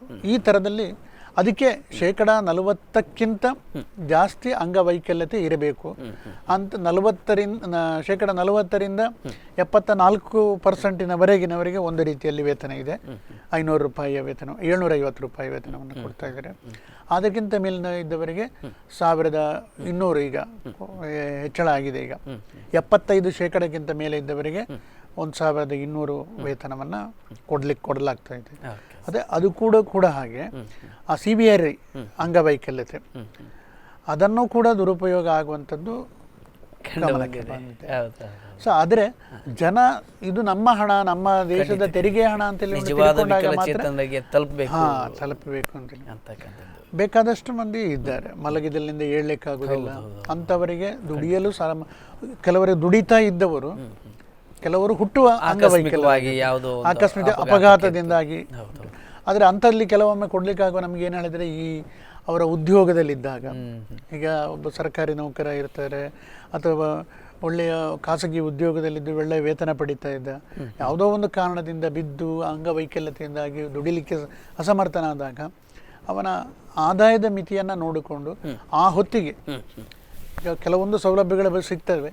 ಆ ಸೌಲಭ್ಯ ಎಲ್ಲ ಸಿಕ್ಕಿದ ಮೇಲೆ ಮತ್ತೆ ಮುಂದಿನ ಅವನ ಬದುಕು ಹೇಗಿರ್ತದೆ ಅಂತ ನೋಡಿಕೊಂಡಾಗ ಬಡತನದ ರೇಖೆಗಿಂತ ಕೆಳಗಿರುವಂತಹ ಅದೇ ರೀತಿಯ ಬದುಕು ಸಾಗಿಸ್ತಿದ್ರೆ ಅಂಥವರಿಗೂ ಕೂಡ ಅಂಗವಿಕಲ ವೇತನವನ್ನು ಮಂಜೂರು ಮಾಡಲಿಕ್ಕೆ ಸರ್ಕಾರ ಅವಕಾಶ ಕೊಟ್ಟಿದೆ. ಇದರೊಟ್ಟಿಗೆ ಈ ವಿಕಲಚೇತನರಿಗೆ ಸಾಕಷ್ಟು ಸೌಲಭ್ಯಗಳನ್ನು ಕೊಡುವಾಗ ಕೆಲವೊಂದು ಸಾಮಾಜಿಕ ಸಂಘ ಸಂಸ್ಥೆಗಳು ಕೂಡ ಇದರಲ್ಲಿ ಟೈಅಪ್ ಆಗ್ತಕ್ಕಂಥದ್ದು, ಮತ್ತೆ ಅಲ್ಲಿ ಸರ್ಕಾರದ ಜೊತೆಗೆ ಕೈ ಜೋಡಿಸ್ತಕ್ಕಂಥದ್ದು ಇದೆ. ಅದಕ್ಕೆ ಒಂದು ಇಲಾಖೆ ಕೂಡ ಇದೆ, ಅಂಗವಿಕಲರ ಕಲ್ಯಾಣದ ಇಲಾಖೆ ಇದೆ. ಕೆಲವರಿಗೆ ವೀಲ್ ಚೇರ್ ಕೊಡುವಂಥದ್ದು, ಇಯರ್ ಏಡ್ಸ್, ಕಿವಿ ಕೇಳದಿದ್ದವರಿಗೆ ಅದಕ್ಕೆ ಬೇಕಾದಂಥ ಸಾಧನಗಳನ್ನು, ಶ್ರವಣ ಸಾಧನಗಳನ್ನು ಕೊಡುವಂಥದ್ದು. ಮತ್ತು ಕೆಲವು ಸಂಘ ಸಂಸ್ಥೆಯವರು ಬೇಕಾದಷ್ಟು ಅದಕ್ಕೆ ಅನುದಾನವನ್ನು ಕೊಡುವಂಥದ್ದು, ಬೇರೆ ಬೇರೆ ರೀತಿಯ ಸೌಲಭ್ಯಗಳನ್ನು ಒದಗಿಸಿಕೊಡ್ತಾ ಇದ್ದಾರೆ. ಅಂಗವಿಕಲರ ಶಾಲೆಗಳದ್ದು ಬೇರೆ ಇದೆ, ಅವರದ್ದು ಬುದ್ಧಿಮಾಂದಿರ ಶಾಲೆ ಅಥವಾ ಏನು ಅದನ್ನು ವಿಶೇಷ ಮಕ್ಕಳ ಅಂತ ಹೇಳಿಕೊಂಡು, ಅಂದ್ರೆ ಅಂಗವಿಕಲ ಅಂತ ಹೇಳಿಕೊಂಡು ಈಗ ಅದಕ್ಕೆ ಸರ್ಕಾರವು ಕೂಡ ವಿಶೇಷ ಪದವನ್ನು ಬಳಸುವುದನ್ನು ಕೂಡ ಕೊಟ್ಟಿದೆ. ಅವರಿಗೆ ಒಂದು ಆತ್ಮಸ್ಥೈರ್ಯವನ್ನು ವಿಕಲಚೇತನ ಖಂಡಿತವಾಗಿ ಅದು ಸಹ ಒಳ್ಳೆಯದು. ನಾವೆಲ್ಲರೂ ಒಂದು ದೃಷ್ಟಿಯಲ್ಲಿ ನಮ್ಮ ಸಮಾನರು ಅಂತ ಅನ್ಕೊಂಡ್ಬಿಟ್ರೆ ಅವ್ರಿಗೊಂದು ಚೈತನ್ಯ ಸಿಗ್ತದೆ. ಹಾಗಾಗಿ ವಿಕಲಚೇತನರು ಅಂತ ಒಂದು ಪದವನ್ನು ಕೊಟ್ಟಿದೆ, ವಿಶೇಷ ಅರ್ಹತೆ ಉಳ್ಳವರು ಅಂತಕ್ಕಂಥದ್ದು. ಈ ರೀತಿಯಾಗಿ ಅದು ಆಮೇಲೆ ನಿಜವಾಗ್ಲೂ ವಿಶೇಷ ಅರ್ಹತೆ ಅಂತಕ್ಕಂಥ ಶಬ್ದ ಸಾರ್ಥಕ ಇದೆ ಸರ್. ಖಂಡಿತವಾಗ್ಲೂ ಅವರಲ್ಲಿ ಒಂದು ಯಾವುದೋ ಸಮಸ್ಯೆ ಇದ್ದರೆ ಇನ್ನೊಂದು ಅದರ ಡಬಲ್ ಶಕ್ತಿ ಇರುತ್ತೆ. ನಮ್ಮಲ್ಲಿ ಜಗತ್ತಿನಾದ್ಯಂತ ನೋಡುವಾಗ ಸುಮಾರು ಪ್ರತಿಭೆಗಳು ವಿಶೇಷ ಅರ್ಹತೆಯುಳ್ಳಂತವರಿಂದಲೇ ಹೆಚ್ಚಿನ ಪ್ರತಿಭೆಗಳು ಹೆಚ್ಚಿನ ಸಾಧನೆಗಳನ್ನ ಮಾಡಿರೋದು ನಮ್ಮ ಮಧ್ಯೆ ಇದ್ದಾರೆ. ಹಾಗಾಗಿ ಸರ್ಕಾರದ ಈ ಯೋಜನೆಗಳು ಖಂಡಿತ ಸಮರ್ಥನೀಯ ಸರ್. ಅದರಲ್ಲಿ ಎಷ್ಟು ಸದ್ಬಳಕೆ ಆದದ್ದಂತೂ ಓಕೆ, ದುರ್ಬಳಕೆ ಆದರೂ ಕೂಡ ಅದು ಸ್ವಲ್ಪ ಹೆಚ್ಚು ಕಡಿಮೆ ಅಂಗವಿಕಲತೆಯ ಅಂಶದಲ್ಲಿ ಹೆಚ್ಚು ಕಡಿಮೆ. ಕೆಲವರೆಲ್ಲ ಪ್ರಸಿದ್ಧಿಗೆ ಬಂದ, ಈಗ ಮಾಲತಿ ಹುಳ್ಳ ಅಂತ ಬ್ಯಾಂಕ್ ಉದ್ಯೋಗಿ ಆಗಿದ್ರು, ಕ್ರೀಡೆಯಲ್ಲಿ ಪ್ಯಾರಾಲಿಂಪಿಕ್ಸ್ ನಲ್ಲಿ ಹೋದ ಇವಳು. ಹಾಗೆ ತಮಗೆ ಗೊತ್ತಿದೆ, ಒಂದು ಫಿಲ್ಮ್ ಆಕ್ಟರ್ ಸುಧಾ ಚಂದ್ರನ್, ಅವಳು ಕಾಲು ಊನ ಆಗಿದ್ರು, ನಂತರ ಮತ್ತೆ ಅದೇ ಇದಕ್ಕೆ ಪ್ರಸಿದ್ಧಿಗೆ ಬಂದ ನೃತ್ಯದಲ್ಲಿ. ಹೀಗೆ ಬೇಕಾದಷ್ಟು ಮಂದಿ ಪ್ರಸಿದ್ಧಿಗೆ ಬಂದವರು. ಅದೇ ರೀತಿ ಬೆಳಕಿಗೆ ಬಾರದಂತ ಪ್ರತಿಭೆಗಳು ಬೇಕಾದಷ್ಟು ನಮ್ಮ ಗ್ರಾಮಾಂತರ ಪ್ರದೇಶಗಳು ಖಂಡಿತ ಇದ್ದಾರೆ. ಅವರ ಸುತ್ತಲಿನ ಸಾಮಾಜಿಕ ವಾತಾವರಣ ಬಹಳ ಅವರಿಗೆ ಪೂರಕವಾಗಿರುತ್ತಿಲ್ಲ. ಬಹುಶಃ ಮೊನ್ನೆ ಇತ್ತೀಚೆಗೆ ಒಂದು ನಾವು ಈ ಜಿ ಟಿವಿಯಲ್ಲಿ ಒಂದು ಸಾರಿಗಮಪ ಒಂದು ಕಣ್ಣಿಲ್ಲದಂತ ಹುಡುಗಿ ಒಂದು ಹಾಡುಗಾರಿಕೆಯಲ್ಲಿ ಬಹಳಷ್ಟು ಪ್ರಸಿದ್ಧಿಯನ್ನು ಗಾಯನದಲ್ಲಿ ಬೇಕಾದಷ್ಟು ಮಂದಿ. ಅಲ್ಲ, ಇದೆಲ್ಲ ಏನ್ ಗೊತ್ತಂದ್ರೆ ಕೆಲವು ಬೆಳಕಿಗೆ ಬರ್ತದೆ, ಬಾರದೇ ಇರುವಂತಹ ಪ್ರತಿಭೆಗಳು. ಅದು ಕೇವಲ ಅದರಲ್ಲೇ ಮಾತ್ರ ಅಲ್ಲ, ಎಲ್ಲ ಕ್ಷೇತ್ರ. ಈಗ ನಾರ್ಮಲ್ ಆಗಿರುವಂತದ್ರಲ್ಲಿ ಕೂಡ ಹಾಗೆ ಕೆಲವು ಕ್ಷೇತ್ರಗಳಲ್ಲಿ ಗಾಡ್ ಫಾದರ್ ಇದ್ರೆ ಮಾತ್ರ ಅಂತ ಕ್ಷೇತ್ರಗಳಲ್ಲಿ ಮುಂದುವರಿತು, ಇಲ್ಲ ಅಂತ ಹೇಳಿದ್ರೆ ಅವರಿಗೆ ಏನು ಮಾಡ್ಲಿಕ್ಕೆ ಕಷ್ಟ ಸಾಧ್ಯ. ಹಾಗೆ ಸರ್. ಇದೆ ಸರ್, ಈಚೆಗೆ ನಮ್ಮ ಸರ್ಕಾರ ಅಂತ್ಯ ಸಂಸ್ಕಾರ ನಿಧಿ ಅಂತಕ್ಕಂಥದ್ದೊಂದು, ಯಾಕಂದ್ರೆ ಅಂತ್ಯ ಸಂಸ್ಕಾರ ಅಂತಕ್ಕಂಥದ್ದು ಈ ನಮ್ಮ ದೇಶದ ವ್ಯವಸ್ಥೆಯಲ್ಲಿ ಎಲ್ಲಾ ಧರ್ಮದವರಿಗೂ ಒಂದೊಂದು ಅವ್ರದ್ದೇ ಆದ ಅಂತ್ಯ ಸಂಸ್ಕಾರದ ವಿಧಿವಿಧಾನಗಳು, ಕ್ರಿಯಾವಿಧಿಗಳು, ಆಚರಣೆಗಳು, ಇದೆಲ್ಲದಕ್ಕೂ ಕೂಡ ಒಂದಷ್ಟು ಅನುವಾಗಲಿ ಅನ್ನೋ ಹಿನ್ನೆಲೆಯಲ್ಲಿ ಒಂದು ಯೋಜನೆಯನ್ನು ಮಾಡಿದೆ ಸರ್. ಇದ್ರ ಬಗ್ಗೆ ನಾವು ಮುಂದುವರಿಸೋಣ, ಒಂದು ವಿರಾಮವನ್ನು ತೆಗೆದುಕೊಂಡು. ಎಸ್ ವೀಕ್ಷಕರೇ, ಬಹಳಷ್ಟು ಯೋಜನೆಗಳ ಕುರಿತಂತೆ ಮತ್ತು ಇನ್ನಷ್ಟು ಚರ್ಚೆಗಳು ಇವತ್ತಿನ ಕಂದಾಯ ಅದಾಲತ್ನಲ್ಲಿ ಚರ್ಚೆ ಆಗಲಿಕ್ಕಿದೆ. ಅದಕ್ಕಿಂತ ಮೊದಲಿಗೆ ಒಂದು ಸಣ್ಣ ವಿರಾಮ.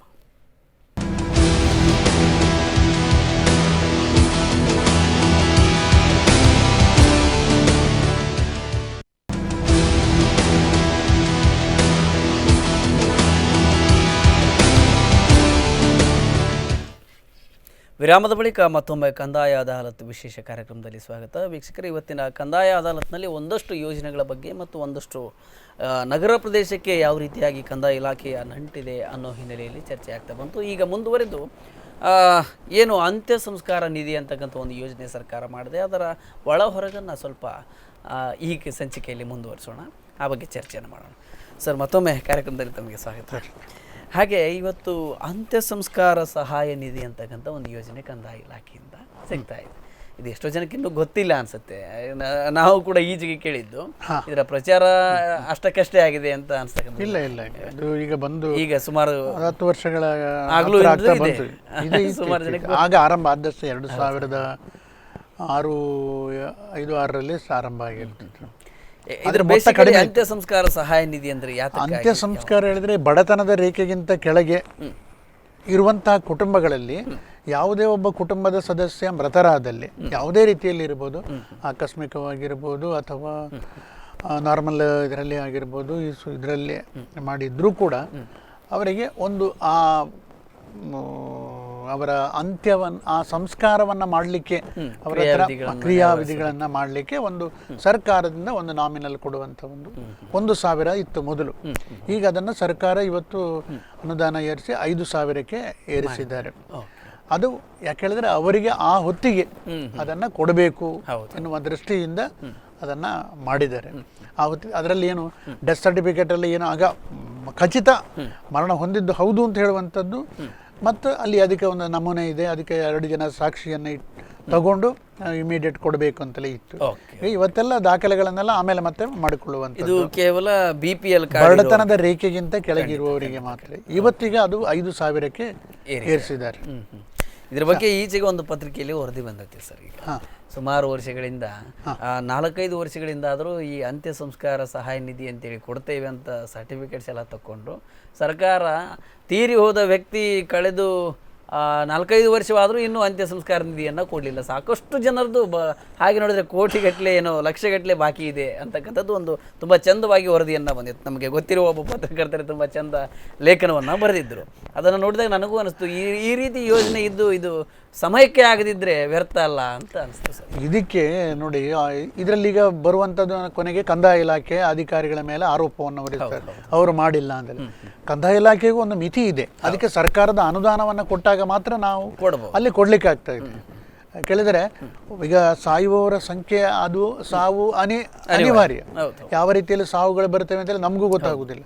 ಆದರೂ ಕೂಡ ಆ ಯೋಜನೆ ಆ ಯೋಜನೆಯನ್ನು ಅನುಷ್ಠಾನಗೊಳಿಸುವಂಥದ್ರಲ್ಲಿ ನಮ್ಮ ಇಲಾಖೆಯವರು ಖಂಡಿತ ಇಂಥ ಅದು ಪ್ರಕೃತಿ ವಿಕೋಪ, ಜನಗಣತಿ ಮತ್ತು ಈ ಅಂತ್ಯ ಸಂಸ್ಕಾರದಂತಹ ಪ್ರಕರಣಗಳಲ್ಲಿ ಯಾವತ್ತೂ ಕಂದಾಯ ಇಲಾಖೆಯವರು ತನಿಖೆ ಮಾಡಿ ದಾಖಲೆಗಳನ್ನು ಪಡೆದು ರೆಕಾರ್ಡ್ ಬಿಲ್ಟಪ್ ಮಾಡಲಿ ಯಾವತ್ತೂ ಹಿಂದೆ ಬೀಳುವುದಿಲ್ಲ. ಅದು ಖಂಡಿತವಾಗಿ ಹೇಳ್ಬೋದು. ಖಂಡಿತ. ಯಾಕೆ ಹೇಳಿದ್ರೆ ಅದು ಆ ಹೊತ್ತಿಗೆ ಮರಣ ಹೊಂದಿದ ಸಂದರ್ಭದಲ್ಲಿ ಯಾರು ಅದನ್ನು ತಡ ಮಾಡುವಂಥ ಪ್ರಶ್ನೆ ಇಲ್ಲ. ಸೊ ಅದು ತಡದಲ್ಲೇ ದಾಖಲೆಗಳಾಗಿರ್ತದೆ. ಆದರೆ ಅನುದಾನ ಬಾರದೇ ಇದ್ದಾಗ ಅವರಾದ್ರೆ ಏನು ಮಾಡ್ಬೋದು? ಸರ್ಕಾರಕ್ಕೆ ಆಗಿಂದಾಗೆ ಅನುದಾನ ಮುಗಿದ ಕೂಡಲೇ ಅದರ ಯುಟಿಲೈಸೇಷನ್ ಬಳಕೆ ಪ್ರಮಾಣ ಪತ್ರವನ್ನು ಕೊಟ್ಟು ಬರೆದಿರ್ತೇವೆ. ಸರ್ಕಾರ ಬಿಡುಗಡೆ ಮಾಡಿದಾಗ ಖಂಡಿತ ಇದು ಮಾಡ್ಬೋದು. ಇದಕ್ಕೆ ಅಧಿಕಾರಿಗಳನ್ನ ಅಥವಾ ಇವರನ್ನ ದೂರಿ ಪ್ರಯೋಜನ ಇಲ್ಲ. ಅದು ಸರ್ಕಾರವೇ ಅದಕ್ಕೆ ಹಣ ಬಿಡುಗಡೆ ಮಾಡಿ ಯೋಜನೆಯನ್ನು ಪ್ರಕಟಿಸುವಾಗ ಅವರಿಗೆ ಗೊತ್ತೇ ಇರ್ತದೆ, ಒಂದು ವರ್ಷದಲ್ಲಿ ಇಷ್ಟು ಸಾವುಗಳು ಬಂದೇ ಬರುತ್ತದೆ, ಅದರಲ್ಲಿ ಬಡತನದ ರೇಖೆಗಿಂತ ಕೆಳಗಿರುವವರಿಗೆ ಕೊಡಬೇಕಾದಂಥದ್ದು. ಅದಕ್ಕೆ ಬೇಕಾದಷ್ಟು ಅನುದಾನವನ್ನು ಮೊದಲೇ ಕೊಡಬೇಕಾದದ್ದು ಸರ್ಕಾರದ ಕರ್ತವ್ಯ ಆಗಿರ್ತದೆ. ಅದನ್ನು ಅವ್ರು ಮಾಡಲೇಬೇಕಾಗುತ್ತೆ. ಅದು ಪತ್ರಿಕೆಯಲ್ಲಿ ಬರೆದದನ್ನು ನಾವು ಅದನ್ನು ಅಲ್ಲಗಲಿಕ್ಕೆ ಸಾಧ್ಯವೇ ಇಲ್ಲ. ಅದಕ್ಕೆ ಸರ್ಕಾರವೇ ಹೊಣೆ ಅಂತ ತುಂಬಾ ಚೆನ್ನಾಗಿ ಅದರಲ್ಲಿ ಅವರು ಇದನ್ನ ಮಾಡಿದ್ರು, ವಿಶ್ಲೇಷಣೆ ಮಾಡಿದ್ರು. ಯಾಕೆಂದ್ರೆ ಇವತ್ತು ಅದು ಕೊಡುವುದೇ ಬಡತನ ರೇಖೆಗಿಂತ ಖಂಡಿತವಾಗಿ ಅದು ಅವ್ರಿಗೆ ಅವಶ್ಯಕವೂ ಇದೆ. 5,000 ಮಾಡಿದ್ದು ಕೂಡ ಉಪಯುಕ್ತತೆ ಇದೆ. ಆದರೆ ಅವತ್ತು ಅವರ ಕ್ರಿಯಾವಿಧಿಗಳನ್ನ ನೆರವೇರಿಸುವಾಗ ಅವತ್ತಿನ ಕಾರ್ಯಕ್ರಮಗಳಿಗೆ ಬೇಕಾದಂಥ 5,000 ರೂಪಾಯಿ ಹಣ ಅವರು ತೀರಿ ಹೋದ 3 ವರ್ಷದ ನಂತರ ಅದು ಕೊಟ್ಟರೂ ಬಳಕೆ ಆಗ್ಲಿಕ್ಕಿಲ್ಲ. ಅದು ಬಹಳ ಮುಖ್ಯವಾದ್ದು. ಯಾಕಂದ್ರೆ ಅದು ತುರ್ತಾಗಿ ಸಿಗಬೇಕಾದದ್ದು. ಆ ಹಿನ್ನೆಲೆಯಲ್ಲಿ ಈ ರೀತಿಯ ಯೋಜನೆ ಪಕ್ಷ ಒಂದು ವಾರದೊಳಗೆ ಕೊಡಬೇಕಾಗಿರೋ. ಯಾಕಂದ್ರೆ ಅವರು ಈಗ ಕೆಲವು ಬಡವರು ಏನು ಮನೆಯಲ್ಲಿ ತುಂಬ ಆಪ್ತರು ತೀರಿ ಹೋದಾಗ ಸಂಕಷ್ಟದಲ್ಲಿರ್ತಕ್ಕಂಥದ್ದು, ಸಂಕಷ್ಟದಲ್ಲಿರುವಾಗ ಯಾರೋ ಅಕ್ಕಪಕ್ಕದ ಮನೆಯವರು ಅಥವಾ ಇನ್ನೊಬ್ಬರು ಯಾರೋ ಅವರಿಗೆ ಒಂದಷ್ಟು ಸಹಾಯ ಮಾಡಿ ಹಣ ಹೊಂದಿಸಿ ಕೊಟ್ಟಿರ್ತಾರೆ. ಅದಾದ ಮೇಲೆ ಅವರು ಆ ಸಂಕಷ್ಟದಿಂದ ಸ್ವಲ್ಪ ದೂರವಾಗಿ ತಮ್ಮ ನಿಧಾನಕ್ಕೆ ನಿತ್ಯ ಜೀವನದಲ್ಲಿ ತೊಡಗಿಕೊಳ್ಳಲು ಕೆಲವು ದಿನ ಆಗ್ತದೆ. ಮತ್ತೆ ಅವರಿಗೆ ಕೊಟ್ಟ ಹಣವನ್ನು ಅವ್ರು ಕೊಡಬೇಕಾಗ್ತದೆ. ಆ ಹಿನ್ನೆಲೆಯಲ್ಲಿ ನಂಬಿಕೊಂಡಿರ್ತಾರೆ ಸರ್ಕಾರ ನಮ್ಮ ಒಟ್ಟಿಗಿದೆ, ಒಂದು 5,000 ರೂಪಾಯಿ ಹಣ ಕೊಡ್ಬೋದು ಅನ್ನೋ ಒಂದು ಇವರು ಯೋಜನೆಯನ್ನು ಪ್ರಕಟ ಮಾಡಿದ ಮೇಲೆ ಆ ಒಂದು ನಂಬಿಕೆ ಬಿಲ್ಡಪ್ ಆಗಿರ್ತದೆ. ಅದನ್ನು ಉಳಿಸ್ಕೊಳ್ಳುವಲ್ಲಿ ಸರ್ಕಾರ ವಿಫಲವಾಯಿತಾ? ಸೊ ಆರಂಭದ ದಿನಗಳಲ್ಲಿ ಈ ಅಂತ್ಯ ಸಂಸ್ಕಾರ ಯೋಜನೆ ಆರಂಭ ದಿನಗಳಲ್ಲಿ ಸಾಮಾನ್ಯ ಜನರಿಗೆ ಗೊತ್ತಿಲ್ಲದಿದ್ದಾಗಲೂ ಕೂಡ ಆದಷ್ಟು ಅವರಿಗೆ ಸಮಯದ ಹೊತ್ತಿಗೆ ಅಲ್ಲದಿದ್ದರೂ ಕೂಡ ಒಂದು 3-4 ದಿನದೊಳಗೆ ಕೊಡುವಂಥ, ಆಗ ನಗದನ್ನು ಕೊಡುವಂಥ ಮೊದಲೇ ಅನುದಾನ ಕೊಟ್ಟಿರ್ತಿದ್ರು. ಸೊ ಅದರಿಂದ ನಾವು ಅದನ್ನು ಉಪಯೋಗ ಮಾಡಿ ಅವರಿಗೆ ಕೊಡ್ತಾ ಇದ್ದೆವು. ಎಷ್ಟೋ ಬಾರಿ ಕೆಲವರಿಗೆ ಗೊತ್ತಿಲ್ಲದಿದ್ದಾಗ ಈ ಮರಣ ದೃಢಪತ್ರಕ್ಕೆ ಪಡೀಲಿಕ್ಕೆ ಬರ್ತಾರಲ್ಲ, ಅವರು ಬಡತನದ ರೇಖೆಗಿಂತ ಕೆಳಗಿದ್ದವರಾದರೆ ಅಂಥವರಿಗೆ ನಂತರ ಸಹ ನಾವು ದಾಖಲೆಗಳನ್ನು ಕಡತವನ್ನು ತಯಾರಿಸಿ ಕೊಟ್ಟಂಥದ್ದು ಬೇಕಾದಷ್ಟು ಪ್ರಕರಣಗಳಿತ್ತು. ಆದರೆ ಇವತ್ತೀಗ ನೀವು ತಾವು ಹೇಳಿದಾಗ ಈಗ ಪತ್ರಿಕೆಯಲ್ಲಿ ಬಂದದ್ದು ನೋಡಿದಾಗ ಅನುದಾನದ ಕೊರತೆಯಿಂದಾಗಿ ಈ ಥರ ಆಗಿದೆ ವಿನಃ ಬೇರೆ ಯಾವುದೇ ರೀತಿಯಲ್ಲಿ ಅದು ಆಗಲಿಕ್ಕೆ ಯಾಕಂದ್ರೆ ನನಗೆ ತಿಳಿದ ಮಟ್ಟಿಗೆ ನಾನು ಖಂಡಿತ ಹೇಳ್ಬೋದು. ಅದರಲ್ಲಿ ಯಾರು ಯಾವ ಅಧಿಕಾರಿಗಳಾಗಲಿ ಸಿಬ್ಬಂದಿಗಳಾಗಿ ವಿಳಂಬ ಮಾಡುವುದಿಲ್ಲ. ಯಾಕಂದ್ರೆ ಇವು ತುಂಬಾ ಒಂದ್ ಸ್ವಲ್ಪ ತುರ್ತಾಗಿ ನೀಡ್ತಕ್ಕಂಥ ಯೋಜನೆಗಳು, ಮತ್ತೆ ಅದರ ಪ್ರತಿಫಲವೂ ಹಾಗೆ ಇದೆ. ಆ ಸಮಯಕ್ಕೆ ಬಂದ್ರೆ ಮಾತ್ರ ಅದು ಉಪಯೋಗ ಅಂತಕ್ಕಂಥದ್ದು. ಇಲ್ಲದಿದ್ರೆ ಇವರು ಆಮೇಲೆ ಕೊಟ್ರೆ ಅವರು ತೆಕ್ಕೊಳ್ಳಿಕ್ಕೂ ಕೂಡ ಮನಸ್ಸು ಮುರಿದೋಗಿರ್ತದೆ. ಯಾರಿಗೆ ಬೇಕು ನಿಮ್ಮ ಹಣ ಅನ್ನೋ ಲೆಕ್ಕದಲ್ಲಿ ಆಗಿರ್ತಕ್ಕಂಥ ಸರ್. ಹಾಗೆ ಈ ಕೆಲವೊಂದು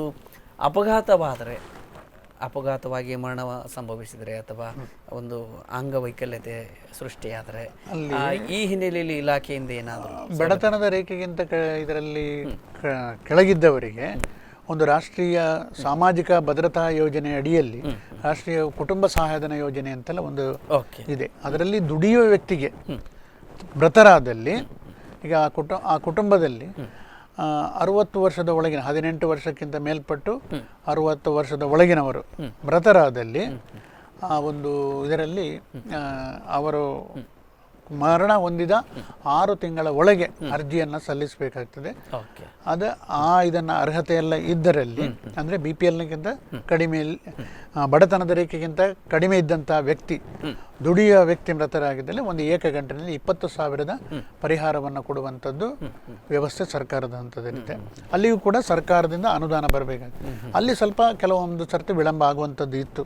ಅನುದಾನ ಬರುವಾಗ ವಿಳಂಬ ಆಗ್ತದೆ. 1 ವರ್ಷ 5 ವರ್ಷಗಳ ಕಾಲ ಬಂದದ್ದು ಇದೆ. ಆದರೂ ಕೂಡ ನಂತರ ಅದರಲ್ಲೂ ಸೀನಿಯಾರಿಟಿ ಪ್ರಕಾರ ಮೊದಲ ಅರ್ಜಿಗೆ ಮೊದಲ ಆದ್ಯತೆಯನ್ನು ಕೊಡ್ತಾ ಇದ್ದೆವು. ಸೊ ಅದು ಈಗಲೂ ಕೂಡ ಜಾರಿಯಲ್ಲಿ ಇದೆ. ವಿಳಂಬವಾದರೂ ಕೂಡ ಸಿಗುತ್ತೆ. ಸಿಗುತ್ತೆ ಅದು ಬಿಲೋ ಪಾವರ್ಟಿ ಲೈನ್ ಕೆಳಗೆ. ಹೌದು. ಅದು 20,000 ದುಡಿಯೋ ವ್ಯಕ್ತಿಯಾಗಿರಬೇಕು. Okay sir. ಇದಕ್ಕೆ ಈ ಅರ್ಜಿಗಳಾಗಿರ್ಬೋದು ಏನೇನು ಸಲ್ಲಿಸಬೇಕಾಗ್ತದೆ ಅಂತ? ಅದಕ್ಕೆ ನಿಗದಿತ ನಮೂನೆ ಅರ್ಜಿ ಐತೆ. ಅದು ನಮ್ಮ ಗ್ರಾಮಕರ್ಣಿಕರ ಮೂಲಕ ತನಿಖಾ ವರದಿಯನ್ನು ತರಿಸಿ ಎಲ್ಲ ದಾಖಲೆಗಳನ್ನು ಪಡೆದುಕೊಂಡು ಇದನ್ನು ಕೊಡ್ತಾ ಇರ್ತಾರೆ. ಹಾಗೆ ಈ ಕೆಲವು ಬಾರಿ ಈ ಭಾಗದಲ್ಲೆಲ್ಲ ಶಿಕಾರಿ ಮಾಡ್ತಕ್ಕಂಥದ್ದು ಒಂದು ಹವ್ಯಾಸ ಜನಗಳಿಗೆ, ಅದು ಹಿಂದಿನಿಂದಲೂ ಬಂದಿರತಕ್ಕಂಥದ್ದು. ನಾನು ಇದನ್ನು ಯಾಕೆ ಪ್ರಸ್ತಾಪ ಮಾಡ್ತಾ ಇದ್ದೀನಿ, ಈ ಬಂದೂಕು ಪರವಾನಗಿ ಇಲ್ಲ ರಕ್ಷಣೆ ಬಗ್ಗೆ. ಕೆಲವರು ಬಂದೂಕನ್ನು ಮನೆಯಲ್ಲಿ ಇಟ್ಕೊಂಡಿರ್ತಕ್ಕಂಥದ್ದು, ಮತ್ತು ಕೆಲವು ಈ ಅಡವಿ ಪ್ರದೇಶಗಳಲ್ಲಿ ಕಾಡು ಪ್ರದೇಶಗಳಲ್ಲಿ ವಾಸ ಮಾಡ್ತಕ್ಕಂಥವ್ರಿಗೆ ಅದರ ಬಳಕೆಯ ಅಗತ್ಯತೆ ಇದ್ದಾಗ ಈ ಬಂದೂಕು ಪರವಾನಗಿಯನ್ನು ಮಾಡುವುದು ಹೇಗೆ ಅಂತ ಇಲ್ಲಿಯವರಿಗೆ ಆಲ್ಮೋಸ್ಟ್ ಗೊತ್ತಿರ್ತದೆ.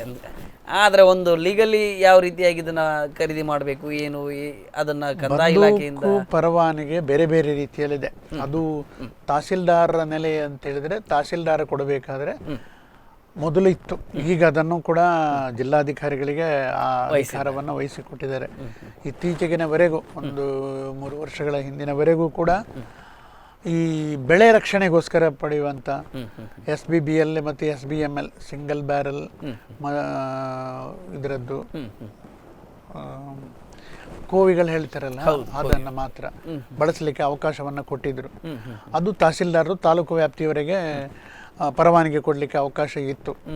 ಆದರೆ ಇವತ್ತು ಅದೆಲ್ಲ ಕೆಲವೆಲ್ಲ ದುರುಪಯೋಗ ಆಗ್ತದೆ ಎನ್ನುವಂಥ ಕಾರಣದಿಂದ ಮತ್ತು ತಮಗೆ ಗೊತ್ತಿದೆ ಈಗ ಎಲ್ಲ ಉಗ್ರರ ಇದರಲ್ಲಿ ಆ ಹಿನ್ನೆಲೆಯಲ್ಲಿ ಬಹಳಷ್ಟು ಜಾಗ್ರತೆಯನ್ನ ಮಾಡಿಕೊಂಡು ಇದನ್ನ ಸೂಕ್ಷ್ಮವಾಗಿ ಎನ್ಕ್ವೈರಿ ಎಲ್ಲ ಮಾಡಿಕೊಂಡು ಅದನ್ನು ಕೊಡಬೇಕು ಅಂತ ಮಾಡಿದೆ. ಇವತ್ತದು ಜಿಲ್ಲಾಧಿಕಾರಿಗಳಿಗೆ ಹಸ್ತಾಂತರ ಆಗಿದೆ.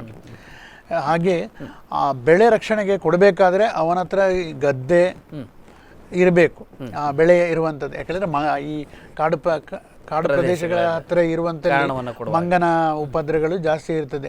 ಅದಕ್ಕೆ ಅದನ್ನು ಹೆದರಿಸ್ಲಿಕ್ಕೋಸ್ಕರ ಅದಕ್ಕೆ ಈ ಒಂದು ವೆಪನ್ಸ್ ಅನ್ನು ಕೊಟ್ಟದ್ದು. ಅದನ್ನು ಕೊಲ್ಲಬೇಕು ಅಂತ ಹೇಳುವಲ್ಲ, ಒಂದು ಶಬ್ದವನ್ನ ಮಾಡಿದಾಗ ಅದು ಓಡಿ ಹೋಗ್ತದೆ. ಆ ಕಾರಣದಿಂದ ಯಾಕಂದ್ರೆ ಇವತ್ತು ಪ್ರಾಣಿ ಹಿಂಸೆ ಕೂಡ ಮಾಡಬಾರ್ದು ಅಂತ ಹೇಳುವಂಥದ್ದು ಇದೆ. ಹಾಗಾಗಿ ಅದನ್ನ ಬಳಕೆಗಿಂತ ದುರ್ಬಳಕೆಗಳೇ ಜಾಸ್ತಿ ಆಗ್ತಾ ಹೋಗ್ತದೆ. ಈ ಹಿನ್ನೆಲೆಯಲ್ಲಿ ಇದನ್ನು ಸ್ವಲ್ಪ ಸ್ಟ್ರಿಕ್ಟ್ ಮಾಡ್ತಾ ಹೋಗಿದ್ದಾರೆ. ಹಾಗೆ ರಿವಾಲ್ವರ್ಗಳು ಇದು ಆತ್ಮರಕ್ಷಣೆಗೋಸ್ಕರ ಇಟ್ಕೊಳ್ಬೋದು ಅಂತ ಕೆಲವು ಉದ್ಯಮಿಗಳಿಗೆ ವ್ಯವಹಾರಸ್ಥರು ಅದಕ್ಕೂ ಬೇಕಾದಷ್ಟು ಮಾನದಂಡಗಳು ಇಟ್ಕೊಂಡಿದ್ರು. ಅವರ ಇನ್ಕಮ್ ಟ್ಯಾಕ್ಸ್ ಪೇಯರ್ ಆಗಿರಬೇಕು, ಅವನ ವ್ಯವಹಾರಗಳು ಯಾವ ರೀತಿ ಇದೆ, ಅವನ ಹಿನ್ನೆಲೆ ಹೇಗಿದೆ, ಚಾರಿತ್ರಿಕ ಹಿನ್ನೆಲೆ ಹೇಗಿದೆ, ಇದನ್ನೆಲ್ಲ ನೋಡಿಕೊಂಡು ಎಲ್ಲ ಕೊಡಬೇಕಂತ. ಇದೆಲ್ಲವೂ ಕೂಡ ಪೊಲೀಸ್ ತನಿಖೆ ಆಗಬೇಕು. ಅವರ ಮೇಲೆ ಹಿಂದೆ ಯಾವುದೇ ಕ್ರಿಮಿನಲ್ ಮೊಕದ್ದಮೆ ದಾಖಲಾಗಿರಬಾರ್ದು. ಇದನ್ನೆಲ್ಲ ನೋಡಿಕೊಂಡು ಅವರ ಗುಣನಡತೆಗಳನ್ನು ಪರಿಶೀಲನೆ ಮಾಡಿ ಹೇಳಿದ್ರೆ ಒಂದು ಸಮಾಜದಲ್ಲಿ ಗಣ್ಯ ವ್ಯಕ್ತಿಯಾಗಿದ್ದು ಅವನಿಗೆ ಕೆಲವರಿಗೆ ಕೊಲೆ ಈ ಉದ್ಯಮದಲ್ಲಿ ಇದ್ದಾಗ ಬೆದರಿಕೆಗಳು ಬರುವಂಥದ್ದು ಸ್ವಾಭಾವಿಕ. ಹಣಕ್ಕಾಗಿ ಪೀಡಿಸುವವರಿದ್ದಾರೆ, ಇಂಥದ್ದೆಲ್ಲ ಇರ್ತದೆ. ಇನ್ನು ಬೇರೆ ಅವರ ಇದಕ್ಕೆ ಉದ್ಯೋಗದ ನಿಮಿತ್ತ ಅವರ ವ್ಯವಹಾರ ದೃಷ್ಟಿಯಿಂದ ಬೇರೆ ಬೇರೆ ದೇಶಗಳಿಗೆ ಹೋಗುವಾಗ ಅವರಿಗೆ ಬೇಕಾಗ್ತದೆ. ಅವರಿಗೆ ರಕ್ಷಣೆ ಕೊಡುವಂಥದ್ದು ಆತ್ಮರಕ್ಷಣೆಗೆ ಅದು ಅತಿ ಅಗತ್ಯ ಅಂತ ಕಂಡು ಬಂದಲ್ಲಿ ಅದು ಜಿಲ್ಲಾ ಪೊಲೀಸ್ ಅಧಿಕಾರಿ, ಆ ಪೊಲೀಸ್ ಇಲಾಖೆಯವರಿಗೂ ಮತ್ತು ಜಿಲ್ಲಾ ಮ್ಯಾಜಿಸ್ಟ್ರೇಟ್ರಿಗೂ ಅದು ಕನ್ಫರ್ಮ್ ಆಗಬೇಕು. ಅವನಿಗೆ ಕೊಡಲೇಬೇಕನ್ನುವಂಥದ್ದು ಮನದಟ್ಟಾದಲ್ಲಿ ಅಂಥವರಿಗೆ ಲೈಸೆನ್ಸನ್ನು ಕೊಡಲಾಗ್ತಾ ಇದೆ. ಇಲ್ಲ ಅಂತ ಹೇಳಿದ್ರೆ ಆತ್ಮರಕ್ಷಣೆ ಹೆಸರಿನಲ್ಲಿ ಅದು ದುರುಪಯೋಗಗಳು ಆಗ್ತಾ ಇದೆ. ಹಾಗೆ ಕೋವಿ ಮಾರಾಟ ಮಾಡುವವರಿಗೂ ಕೂಡ ಲೈಸೆನ್ಸ್ ಬೇಕು. ಕೋವಿಯನ್ನ ರಿಪೇರಿ ಮಾಡುವವರು, ದುರಸ್ತಿ ಮಾಡುವವರಿಗೂ ಕೂಡ ಲೈಸೆನ್ಸ್ ಬೇಕು. ಮತ್ತೆ ಚುನಾವಣಾ ಸಂದರ್ಭದಲ್ಲಿ ಇದನ್ನೆಲ್ಲ ಡೆಪಾಸಿಟ್ ಇಡ್ಲಿಕ್ಕೆ ಹೇಳ್ತಾರೆ ನೋಡಿ, ಅದನ್ನ ಅವರಿಗೆ ಆ ಸಂಗ್ರಹ ಮಾಡಲಿಕ್ಕೆ ಯೋಗ್ಯವಾದ ಸ್ಥಳ ಇದೆಯಾ ಎನ್ನುವುದನ್ನ ನೋಡಿಕೊಂಡು ಅದಕ್ಕೂ ಕೂಡ ಅವರು ಪರವಾನಗಿಯನ್ನು ಹೊಂದಿರಬೇಕು. ಈ ರೀತಿಯಲ್ಲಿ ಕೋವಿ ಪರವಾನಗಿ ಸಂಬಂಧಪಟ್ಟದ್ದು ಅದು ಡಿಸ್ಟ್ರಿಕ್ಟ್ ಮ್ಯಾಜಿಸ್ಟ್ರೇಟ್, ಜಿಲ್ಲಾ ದಂಡಾಧಿಕಾರಿಯ ನೆಲೆಯಲ್ಲಿ ಮತ್ತು ಮೊದಲು ತಾಲೂಕು ದಂಡಾಧಿಕಾರಿಯ ನೆಲೆಯಲ್ಲಿ ಪರವಾನಗಿಯನ್ನು ನೀಡಲಿಕ್ಕೆ ಅವರಿಗೆ ಅಧಿಕಾರ ಇತ್ತು. ಈ ರೀತಿಯಾಗಿ ಒಂದಷ್ಟು ಇದಕ್ಕೆ ಸಾಕಷ್ಟು ನಿರ್ಬಂಧಗಳು ಇದ್ದಾವೆ, ನಿಯಮಗಳು ಇದ್ದಾವೆ, ಮಾಡಲೇಬೇಕಾಗುತ್ತೆ. ಯಾಕಂದ್ರೆ ಕೆಲವು ಬಾರಿ ಎಷ್ಟೋ ಜನಕ್ಕೆ ಇದರ ಅಗತ್ಯತೆ ಇರ್ತದೆ ನಿಜವಾಗ್ಲೂ ಕೂಡ ಈ ಅರಣ್ಯ ಪ್ರದೇಶಗಳಲ್ಲಿ ಖಂಡಿತವಾಗಿ. ಮತ್ತು ಉದ್ಯಮಿಗಳಾದಂಥವರಿಗೆ ಅಥವಾ ಸ್ವಲ್ಪ ಈ ಕೆಲವೊಂದು ಬ್ಲ್ಯಾಕ್ ಮೇಲ್ ಆಗಿರ್ಬೋದು, ಬೆದರಿಕೆಗಳು ಬಂದವರಿಗೆ ಒಂದು ಅವರ ಆತ್ಮರಕ್ಷಣೆಗೋಸ್ಕರ ಅಗತ್ಯ ಇರತಕ್ಕಂಥದ್ದು. ನೀವೇ ಆಗ್ಲೇ ಹೇಳಿದ್ರಲ್ಲ, ಶಿಕಾರಿ ಹೋಗುವಂತ ಹುಚ್ಚು ಇರ್ತದೆ. ಶಿಕಾರಿ ಇವತ್ತು ಮಾಡಬಾರ್ದಂತ ಇದೆ ಈಗ ರೂಲ್ಸ್. ಪ್ರಾಣಿ ಹಿಂಸೆ ಅಂತ ಹೇಳುವಂಥದ್ದು ತಪ್ಪು ಅಂತ ಹೇಳುವಂಥ. ಇದು ಕೇವಲ ಬೆಳೆ ರಕ್ಷಣೆಗೆ ಅಂತ ಹೇಳಿದ್ರೆ ಆ ಶಬ್ದಕ್ಕೆ ಪ್ರಾಣಿಗಳು ಓಡ್ತವೆ ಅನ್ನುವಂಥ ಕಾರಣಕ್ಕೆ ಮಾತ್ರ ಕೊಡುವಂಥದ್ದು. ಈ ಹಿಂದೆ ಅದು ಶಿಕಾರಿ ತುಂಬಾ ಅದಕ್ಕೆ ಬಳಕೆ ಆಗ್ತಾ ಇದ್ದದ್ದು ಇದೆ. ಅದು ಕೆಲವರಿಗೆ ಹವ್ಯಾಸ ಹಾಗೆ ಅಂತಕ್ಕಂಥದ್ದು. ಈಗ ಜನ ಕೂಡ ಈಗ ಒಂದು ಸ್ವಲ್ಪ ಆ ನಿಟ್ಟಿನಲ್ಲಿ ಬೇರೆ ರೀತಿಯಾಗಿ ಯೋಚನೆಯನ್ನ ಮಾಡ್ತಾ ಇದ್ದಾರೆ, ಅದೆಲ್ಲವನ್ನ ಕಡಿಮೆ ಮಾಡ್ತಾ ಇದ್ದಾರೆ. ಮತ್ತೆ ಈಗ ಅರಣ್ಯ ಪ್ರದೇಶದಲ್ಲಿ ಕೂಡ ಇವ್ರದ್ದು ಬೇರೆ ಬೇರೆ ರೀತಿಯಲ್ಲಿ ಉಪಯೋಗ, ಪ್ರಾಣಿಗಳನ್ನ ಹಿಂಸೆ ಮಾಡಿ, ಅದಕ್ಕೆ ಅರಣ್ಯ ಇಲಾಖೆ ವೈಲ್ಡ್ ಲೈಫ್ನವರು ಅದಕ್ಕೂ ಅವರು ಕೂಡ ಜಾಗೃತಿ ಮತ್ತೆ ಅವರ NOC ಇದ್ರೆ ಮಾತ್ರ ಇಲ್ಲಿ ಪರವಾನಗಿಯನ್ನು ಕೊಡ್ಲಿಕ್ಕೆ. ಈ ಮೀಸಲ ಅರಣ್ಯ ಪ್ರದೇಶ, ವೈಲ್ಡ್ ಲೈಫ್ ಇರುವಂತ ಈ ಪ್ರದೇಶಗಳಲ್ಲಿ ಕೆಲವೊಂದು ಗ್ರಾಮಗಳಲ್ಲಿ ಅವರ ಆ ಇಲಾಖೆಯವರ NOC ಇದ್ರೆ ಮಾತ್ರ ಇದನ್ನು ಇಶ್ಯೂ ಮಾಡ ಅಲ್ಲ, ಅದು ಮಾತ್ರ ಅಲ್ಲ, ಈಗ ಲೈಸೆನ್ಸ್ ಅನ್ನು ಇಶ್ಯೂ ಮಾಡಬೇಕಾದ್ರೆ ಈವನ್ ಬೆಳೆ ರಕ್ಷಣೆಗೆ ಕೂಡ ಅವರ ಒಪ್ಪಿಗೆ, ಅವರಿಂದ NOC ಇದ್ರೆ, ನಿರಾಕ್ಷೇಪಣಾ ಪತ್ರ ಇದ್ರೆ ಮಾತ್ರ ಲೈಸೆನ್ಸ್ ಕೊಡ್ಲಿಕ್ಕೆ ಅವಕಾಶ ಇರುವಂಥದ್ದು. ಸರ್, ಹಾಗೆ ಇನ್ನು ಮುಂದುವರೆದು ನೋಡಿದಾಗ ಈ ಸೀಸನ್ನಲ್ಲಿ ನಾವು ಈಗ ಮಳೆಗಾಲ ಸೀಸನ್, ಈ ಮಳೆಗಾಲ ಸೀಸನ್ದಲ್ಲಿ ಒಂದಷ್ಟು ಅದೇ ಪ್ರಕೃತಿ ವಿಕೋಪಗಳು ಮತ್ತೆ ನಾವು ನೋಡುವಾಗ ಈ ಮಳೆ ಹೆಚ್ಚಿನ ರೀತಿಯಲ್ಲಿ ಮಳೆಗೆ ಹಾನಿ ಆಗ್ತಕ್ಕಂಥದ್ದು ಅಥವಾ ಕಡಿಮೆ ಮಳೆ ಬಿದ್ದರೂ ಹಾನಿ ಆಗ್ತಕ್ಕಂಥದ್ದು. ತುರ್ತಾಗಿ ನಮ್ಮ ವೀಕ್ಷಕರಿಗೆ ಈ ರೀತಿಯ ಒಂದು ಸಿಚುವೇಶನಲ್ಲಿ ಇಲಾಖೆ ಯಾವ್ಯಾವ ವಿಚಾರಗಳು ನೆನಪಿನಲ್ಲಿ ಇರಬೇಕು ಅಂತ ಹೇಳ್ತೀರಿ?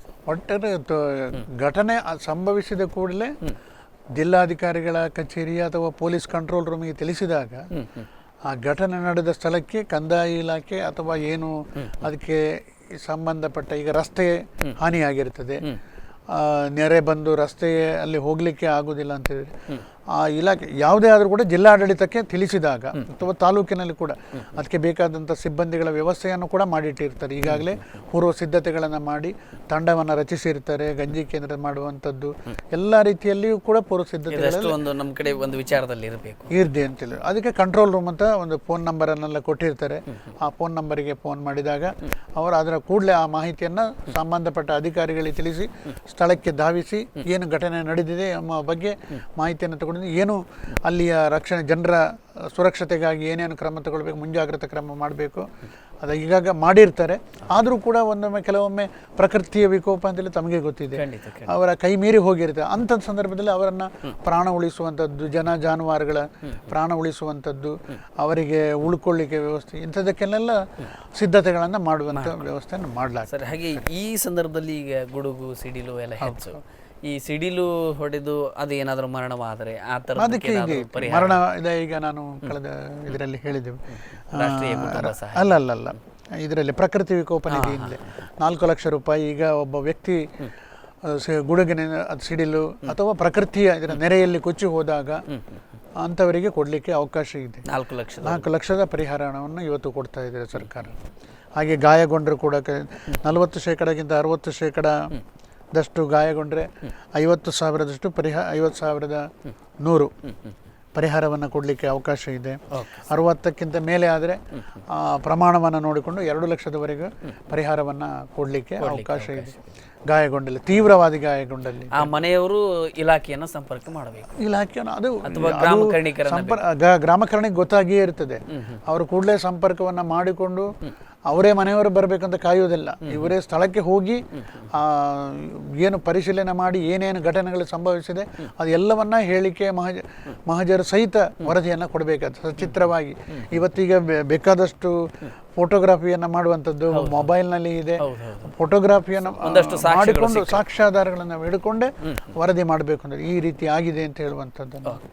ಸೊ ಆ ರೀತಿ ಅಂಥ ಇದರಲ್ಲಿ ಪರಿಹಾರವನ್ನು ಕೊಡಲಿಕ್ಕೆ ಇವತ್ತು ಅವಕಾಶವನ್ನು ಮಾಡಿದ್ರು. ಹಾಗೆ ಮನೆಗಳಿಗೆ ಹಾನಿಯಾದಾಗ, ಸಂಪೂರ್ಣ ಹಾನಿಯಾದಾಗ, ಭಾಗಶಃ ಹಾನಿಯಾದಾಗ ಬೇರೆ ಬೇರೆ ರೀತಿಯಲ್ಲಿ ಪರಿಹಾರವನ್ನು ಕೊಡಲಿಕ್ಕೆ, ಅಂದರೆ ಜಾಸ್ತಿ ಇದಾದಾಗ, ಹಾನಿಯಾದಾಗ ಮೌಲ್ಯಮಾಪನವನ್ನು ತಾಂತ್ರಿಕ ತಜ್ಞ ಇಲಾಖೆಯ PWD ಅಥವಾ ಜಿಲ್ಲಾ ಪಂಚಾಯತ್ ಇಂಜಿನಿಯರಿಂಗ್ ವಿಭಾಗದವರಿಂದ ಮೌಲ್ಯಮಾಪನ ಮಾಡಿ ಅದಕ್ಕೆ ತಕ್ಕಂಥ ಪರಿಹಾರವನ್ನು ಕೊಡಲಿಕ್ಕೆ ಅವಕಾಶ ಇದೆ. ಹಾಗಂತ ಪೂರ್ತಿ ಮನೆ ಹೋದಕ್ಕೆ ಪೂರ್ತಿ 50 ಲಕ್ಷ ಮನೆ ಹೋಗಿದಂತ 50 ಲಕ್ಷ ಪರಿಹಾರ ಕೊಡಲಿಕ್ಕೆ ಬರುವುದಿಲ್ಲ. ಅದು ಸರ್ಕಾರದ ಇತಿಮಿತಿಯಲ್ಲಿ ಏನು ಅನುದಾನ ಕೊಡ್ಬೋದು, ಪರಿಹಾರ ಕೊಡಲಿಕ್ಕಿದೆಯೋ ಅದನ್ನು ಕೊಡ್ತಾರೆ. ಎಸ್ ಸರ್, ಖಂಡಿತ. ಇವತ್ತಿನ ನಮ್ಮ ಸಂಚಿಕೆಯಲ್ಲಿ ಸಾಕಷ್ಟು ವಿಚಾರಗಳನ್ನು ವಿನಿಮಯ ಮಾಡಿಕೊಂಡ್ರೆ ಸರ್, ನಮ್ಮ ವೀಕ್ಷಕರಿಗೆ ಸಾಕಷ್ಟು ಮಾಹಿತಿ ದೊರಕಿದೆ. ಕಾರ್ಯಕ್ರಮದಲ್ಲಿ ಭಾಗವಹಿಸಿದ್ದಕ್ಕೆ ತಮಗೆ ಸಾಕಷ್ಟು ಧನ್ಯವಾದಗಳು. ವೀಕ್ಷಕರೇ, ಇವತ್ತಿನ ಕಂದಾಯ ಅದಾಲತ್ ವಿಶೇಷ ಸಂಚಿಕೆಯಲ್ಲಿ ಒಂದಷ್ಟು ನಗರ ಪ್ರದೇಶಗಳಿಗೆ ಯಾವ ರೀತಿಯಾಗಿ ಕಂದಾಯ ಇಲಾಖೆಯ ನಂಟಿರುತ್ತದೆ ಅಂತಕ್ಕಂಥದ್ದು, ಮತ್ತು ಈಗ ಮಳೆಗಾಲ, ಒಂದಷ್ಟು ಗುಡುಗು ಸಿಡಿಲು, ಪ್ರಕೃತಿ ವಿಕೋಪಗಳು ಏನಾದರೂ ಸಂಭವಿಸಿದರೆ ಅದೆಲ್ಲದಕ್ಕೂ ಕೂಡ ನಾವು ಸಿದ್ಧರಾಗಬೇಕಾಗ್ತದೆ. ಆ ಹಿನ್ನೆಲೆಯಲ್ಲಿ ಒಂದಷ್ಟು ವಿಚಾರಗಳು ಮತ್ತು ಇನ್ನುಳಿದಂತೆ ಭೂ ಪರಿವರ್ತನೆ ಮತ್ತು ಒಂದಷ್ಟು ಸೌಲಭ್ಯಗಳು, ಈ ಎಲ್ಲ ವಿಚಾರಗಳು ಕೂಡ ಸಾಕಷ್ಟು ಇನ್ಫಾರ್ಮೇಟಿವ್ ಆಗಿ ಚರ್ಚೆ ಆಯಿತು.